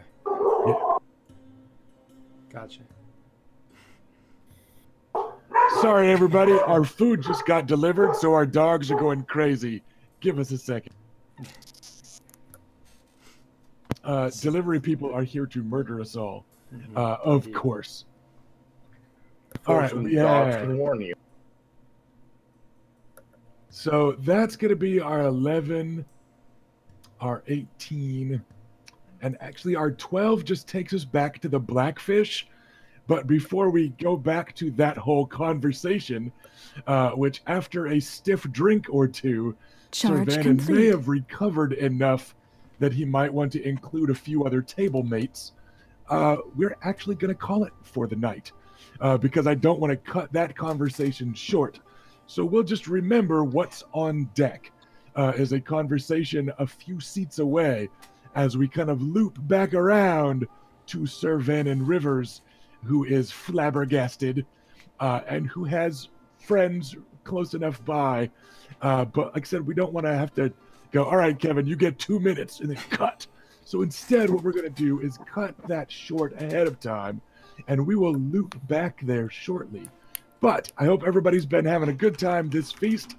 We have several courses to go, plenty of dishes to come, plenty of gossip to be dished out, plenty of dishes to be ogled, plenty of flirting to happen, plenty of friends and enemies and intrigues yet to come. There is a lot of feast still planned. So I hope that everyone has been enjoying it. Chat, you might not know it, but you are very much directing the flow of traffic with all this. The random kind of conversation bits that I have planned for these NPCs are very much being shaped and formed by the order that they're happening in, and on the conversations that have come prior and all that. So you're giving the PCs their cues and giving them their opportunities to do stuff. And you guys are kind of co-GMing, whether you know it or not. So hopefully that's been fun, as well as, of course, the many, many seizings of the Iron Throne. I missed it in chat because we had a really active chat, which is fucking dope. So I'm not sure who was last to seize the Iron Throne, but whoever it was, stick around after we sign off and please talk to me or hunt me down on Facebook. It was Locke. Locke, shoot me a note and let me know what family you want to get a royal boon so that we are all set to pick up next week. And if you give it to me, I will do something wacky. I promise. Remember, the royal boons go to a whole house, so not just one player. So, Locke, you know who I am. Make sure you hit me up sometime between now and next session. Everybody else, we will see you back in a couple of weeks. It was great to see some new faces this week. Let's keep the fun coming. Tell your friends if you had a good time, come back. Make sure everybody gets caught up. Our first 10 episodes are up on YouTube now, not just on the Shadowcasters Network's Twitch. So make sure you tell your friends to get caught up and drag them back to man. Also, in the description down below, there's a link to the Discord server. It's a brand new Discord server for all of the shows on the Shadowcasters Network, including this one where you can talk about the show, upcoming things you might want to see, past things that have happened, and all sorts of other things. Interact with us and other people. Yeah, I put dumb 3D stuff on there. Yeah, all the cast and crew are able to hang out there on that Discord as our schedules permit. And we've got lots of fun feedback there. People that are showing off the inspiration for their outfits and all kinds of cool stuff like that. So check out that link and come hang out with us in the Sea of Spear nook of the Shadowcaster Network Twitch Discord channel. Hope everybody had a good time, players as always included, and we'll see you all back here in a couple of weeks. Bye. Bye. Bye-bye. Bye.